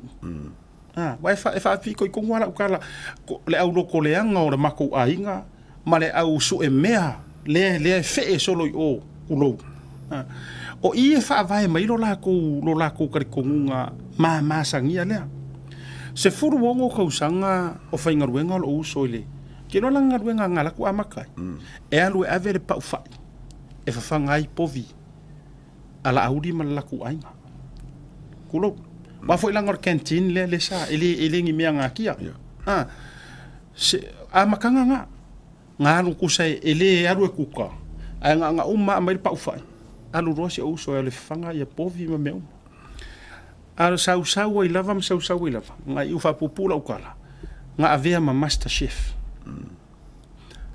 pu le la ua molon ko lua le foi le canteen kusola ua le wala va ia le canteen na Yasaki o le kuka fo ilala e ngofo marka malo. Nga o iare kuka Samoa. Mai kuka sa inga ia nga ava koe kuila e bai o le lua fe marifiku. Ka alonga South Pacific Games ia nga fai. Wa o kuka o au sa inga uma nga ava koe kuka inga mea ai. He was the, if not the only one, po o ia le Master Chef Samoa sa kon. E nala na fai atula utala le e whaafonga mai ele atu nuu ma le au loko le anga ie la ko ke whaian mea lea. Mai foi se whaafonga le mai ele au whai ai kālafuia le kongia le ei o. A papela aru sa pai ke o fele ku e mau ai walanga le la fio ki ka mafa i kuka alos. O mai tau la tu mai pasi sisfo. A foi lo te fai atu na amata mai le pisingi siska mai fale o loa. Lua wha malama mai lunga. Ai wha tau mau ke wha kaua me o kanga whawhie mo le fusi whawhie. A o sa vai. E kau whai aku meanga. Ai pisa mai mako kanga kafu ele au pai e wha mai. Si ile kau rianga me o sa vai ile kau ke iai ma mea umalava. E kere. Ngā laku asi o uso whai mo fusi whawhie o ngā umu malala. Kanga malala. A vaila de lola la ugala. Alua ia luai. O le mea sa whai e lo uso lea. E whafonga mai kere o kau langa o ke loa. I was there ile amakanga o le mea lea. Ngā urua kufu. O wa ia o la kufu o la kuingei wo ka whao ngi usila wo ufaru i Samoa. O la kufu kausanga a kua o la kua ua wa ia a kore bakery. Toi fo ila la utala. O le sacrifice mar kaulanga kama le sa whai rongo wharu o lea. Every Father's Day e pusa moa pusa maa moe e a verwhai ko anga i whaiwhi au umaru. every Mother's Day, every Christmas, e whapea ngalo ngā whainga. E ala ua fua mai. Lea ua fua mai kuloa. Se ngā ola auri e mawangi ngi mea. Kulou. Lea la ua fua mai whaamangu ia ngā lea kua. Ua supermarketi, ua whaile bakery, ua whai pusa aisa e haya. Pusa aisa fo ia le koso e whai ia. Whai mako whale ie. Mea o malava. It's a one-stop shop. E ke maua o mai o le DJ e whai e whaafifianga. Whare ka porengi ke kele whaonga po ngei o lau. O le waku le wo kongo waku le promotions o le mako foro no vai o lo wafuri lingi pokala menge ase o kongo fala wi lo mako pisingi sa ka unga so maka o le fa tau sala matiu I will get the photos afa fonga mai ava fonga mai vasa promotion le lady ngai morka ko pisingi si sa pekia le tau sala matiu e ola le vai kila pia le masangi ngaru la auli live mai e ka amilo sa vai kila pia nga o mako wakinga nga live fa ye usu ai ua leanga ai loko ka ngaka o mako ainga. Ua leanga ai loko ka ngaka o ngisi. I'm not talking about the whole village. Lai si la fia ai ka ngaka o loo whaia na nguu. Lai si la fia ai Samuel Eoi ka paau mala. Ai o resi au fia feola. Ai mapunga mai kukongo o mako ainga. La ino whaia tualanga ole ko akele lai ka ke vai a kunga lai e la lafi kuo o fake pages ma me fa pena. Ya. Fa marulu wa. Ya, ngal pau ale fa poponga mo ka ko fans na koro sisila mai. O ko kele o fange o kuskusio ke ba ko kele nga misa, o mai o misa. Ele nga ka fo nga o kele o fai kionga fai mai aka ko ngi. O kele ko ila fai kionga. O kele ko ila fai kionga. Ai o le mele e ka vai aku e me fa ke ngala ngai se ka uso la le ka o le uso ke o ko ke le me e ka uso le nga iris fa kio wole ma fa nga wole fa o nga ko sur ka le fa le nga wole ila ka le awa maka isa mo le ka ka uso le sa mo le wa nga i ko lua ma fa nga ma ka fa ku rongo winga lawa maka nga personal sa fa pe ya afa ile fa sanga mai ya fa ke nga fa pe misa fa pe a ole fa sanga mai misa mele ya la baila la osoku I ka maiki ko lua o makua o nga luenga o le la o mai lola le ko nga fa balbalea le e afia I fua ia kanga ka ile ka nga afia fua e manga ya sa wa a wai ka kia sa wa kia sawa ai ka asiaka alo ai asiaka wangi langa la uma ai asiaka ai wa afia I fua kai ko afia matua afia ai sila o eli atua e ye lo utali tununga o ngisi o kanga kai sa fai America fa leanga ya ka ko pro kiro fa kwa kilo ai wo fioki yo tau te le o lua kau kiro I lua ai wo fioki wo mari liu ale fa wa uma ya la ko fa mangisi fa nga wala ko fa nga ta tau te le o fo ile safa mai pe fa ngo fa ya ya na fai mai fo ya o se kasi o fai pese fo ile lo ko fa ku wai fa ko pese fo ile le fa nga mai ngo wa u e arkanka ma o I sangone o le la te fa ya o ke le o safa la nga le o ke marosi o fia ai wo makua ai ale loko wa wo muku vai o mo mai tu sa ua matua I fa nga mai alo na loto mai e pe foi la no te fa yatu I me nei no fa malo si ai si uso la foi fa fonga mai fa fonga mai ngai ke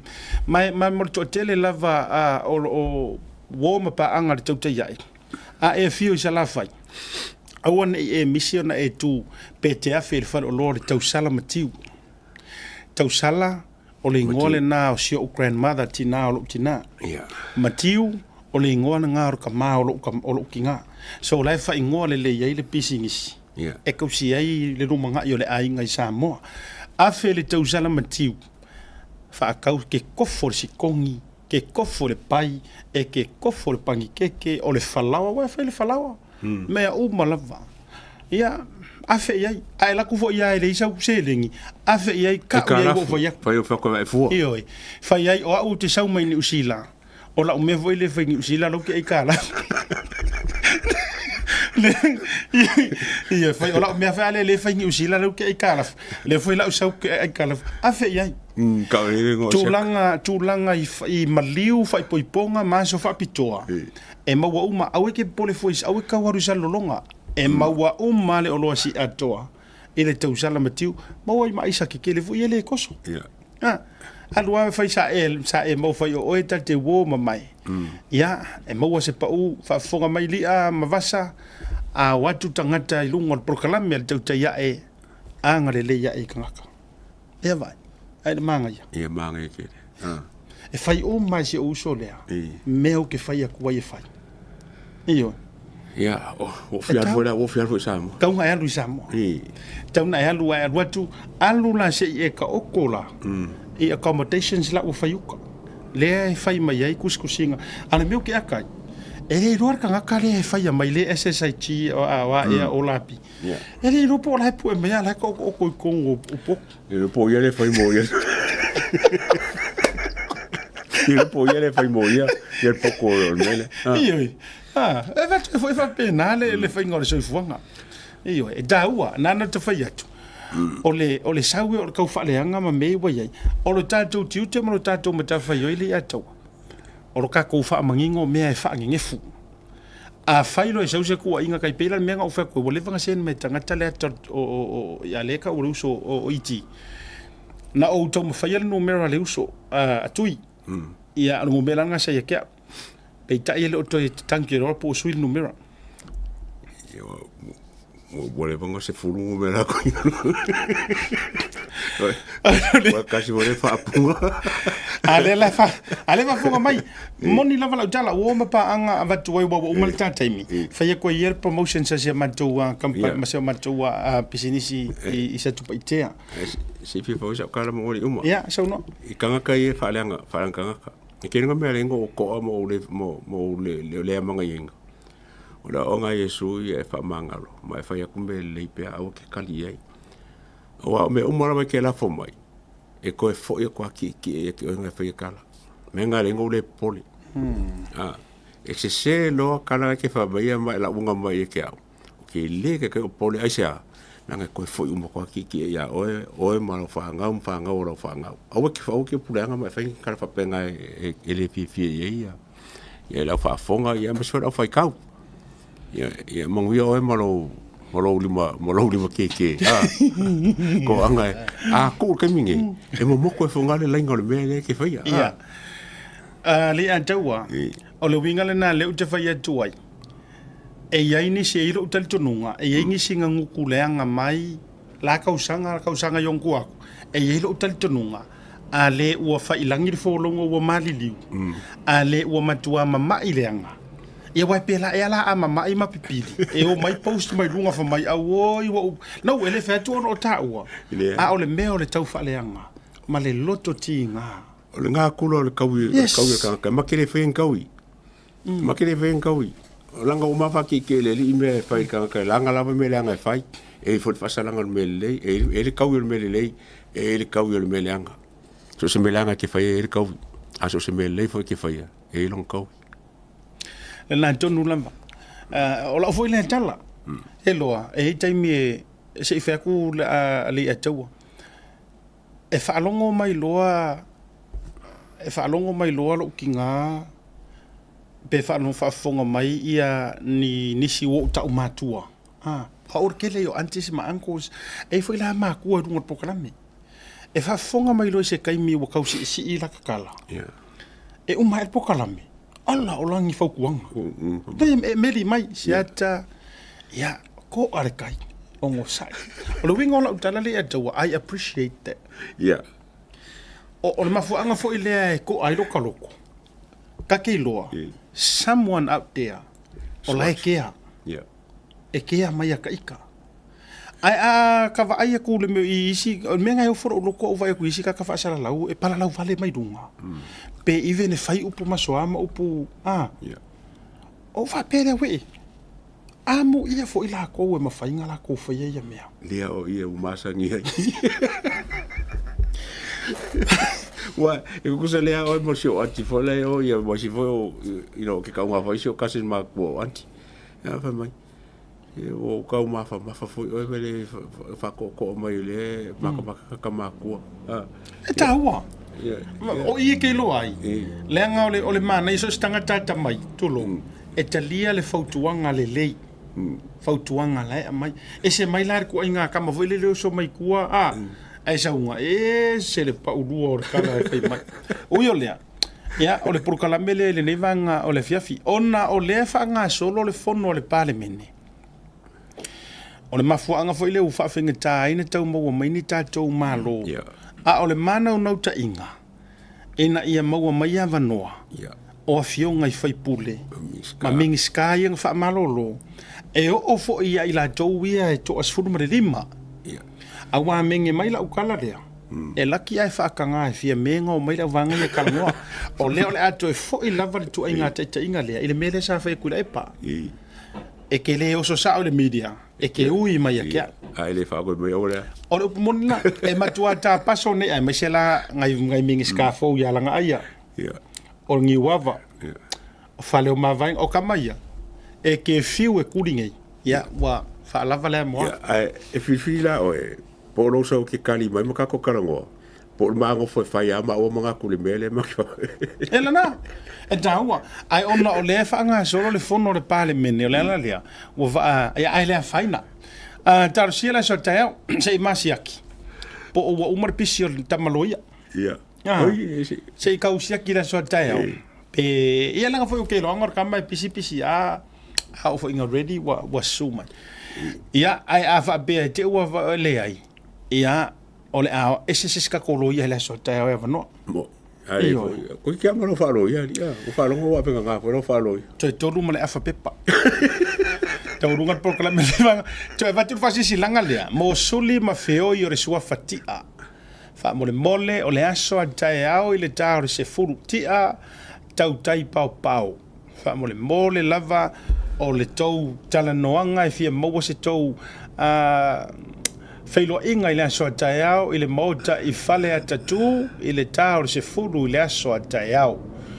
Ua toi te talo mai ai ia a le fionga ia tia vui to le foa masina mua. Ia e suli ma feoi o le suafa tia ai mai se lava ia suli lea e tupunga mai ia tau tai pau ia mautou suli ma lava so se tafa fa mole le feilo inga i le aso a tai o le tau se fulu i le mautai faleta tui foua i sa lolonga. Sui faoli oli o lango o. Ia vui. Ai mau kingoa. Le anga fo ior ka lenga malele kongo le pale menge le melea. O le tangata pito i matua lea. Tasi leo sui matua. Le fionga ia te beato. Anku o le malelenga. O le varo anga me anga fai e kea. Anga ku. Le ia kaua. O le varo anga me anga fai e ka malo. Anga sao mai la uka mo vui. E keifi. Ia. Wa e for ka malo e pe amalele la o kea. Ya ole fio angor va fusuanga. Al malenga ke ya ka wole olo. Ora for malenga ke ya. Kasi ngi. Ai for malenga ke ya va la choli fa ko va valor ko i. Ya ka ma ya lenga piki e ke. Ke ma ka ma ko e. La ngai tau no. Ya. Mangkuala nga pingia or fo me fe man lenga ya. Sa ngo la vele me. Oi kasi ngi ga me fe. Ya ai ala wo fa ya ava la si fa ya. Mai ole mingiska mu ale ngei le au le. Ya valas. Ya valas. Ai fa mai ai ko or ko karsa. Ma. Ilo pero vo. Ya mai ai ko or ko karsa ma fo mai. Ko ai or fa ngol melenga i farma i ko sif. Mai ai ko ya la or ko karsa. Vai la ko ia. Ele se varo angar ka malo. Ai oso ma fikar ko inga ya peseka. Anga sao mai la ka mo vui. Ya tau no ulal varo angar ka malo ale. Pa eng fo ya tau rungar po kala ben levanga la viafi. Ai se ngana wale tau tamali ila fu fonga vatele. Ai le fie de vasoa. That's your problem. That's not our problem. E ia isi o vai tunga ini alan tu singa. O tangata tatou ni usila o tangata fo ie. E fie kuskusinga au vai kunga. O le fai me kuskusinga. Fa mai se au ko ke karango fo nga me o porkiki vai karia. Fa fo nga ngana le te fai atu. Kapela ki via rese. Are siam pingi o sau maka mai. Na maka mai lava ma ya. Alo fatu mo oe. Ele leile tua. Tai mi uma lava. Ele leile tua alo fatele mo oe. Taulunga tato fero ila so tae o le so tofi. Ya se tau sa ili. Po ua mai au na fa tau le leipa pa ki o tato loia. Ya po le afu si tu langa o tau to mai. Oi.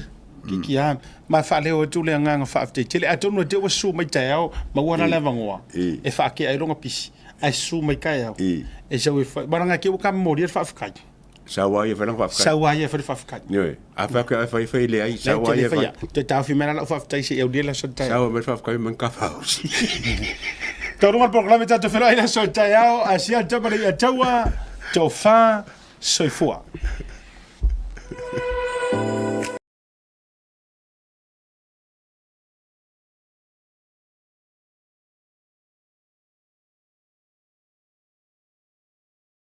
Lulu Batautia, o le Sailiga o le Ami o Tonu Family Club, o le Aseina i le Asoiva o le Masino me lua felua se fulu ma le lima, i le no foana i seina i faleanta.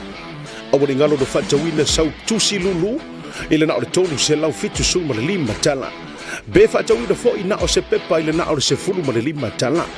E whaangata pe tāpunia avanoa, mo le fatawina o le tusi Lulu po pepa Lulu i le aso lua su ma le lima, o le Masino a Brila lua felua se fulu ma le lima.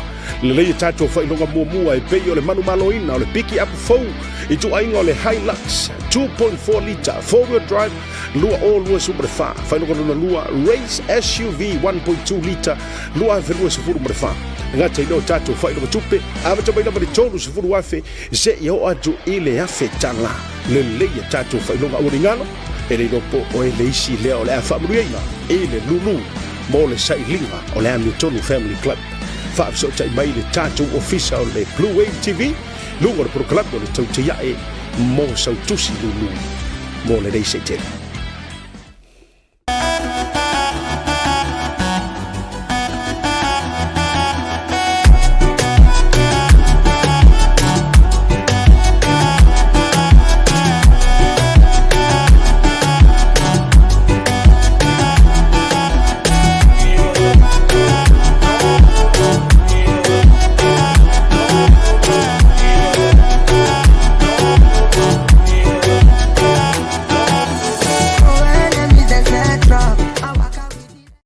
Talofa Lava. Tasi Market is here at the Mangere Town Centre, the heart of... Ua sa o le leile whare o loa manenu. Filifili leo whai o le talofa vauta e te fia whatawina. Mai le tolu se furu fitu se furu se lau tala e o atu lava i le lima se lau lima se furu tala. Ona filifili lea o le upu check-out e wha mautu wai lau whatam. Maritua, whaatu mo wha mau ngai peo lo swafa antoa e meli po se numero le telefoni e maisi o le tuatusi. Mo lo ainga i sa moa, manatua, whaatu mo le swafa ma le numero le telefoni. E lua awale mfona e tutongi na ilo whatau. O lo o avanoa le online banking mo New Zealand. Seal plumbing. My drain's blocked. I need a seal. I'll see you soon. Drain unblocking using high pressure systems and cameras. No job too big or small. I'll see you soon.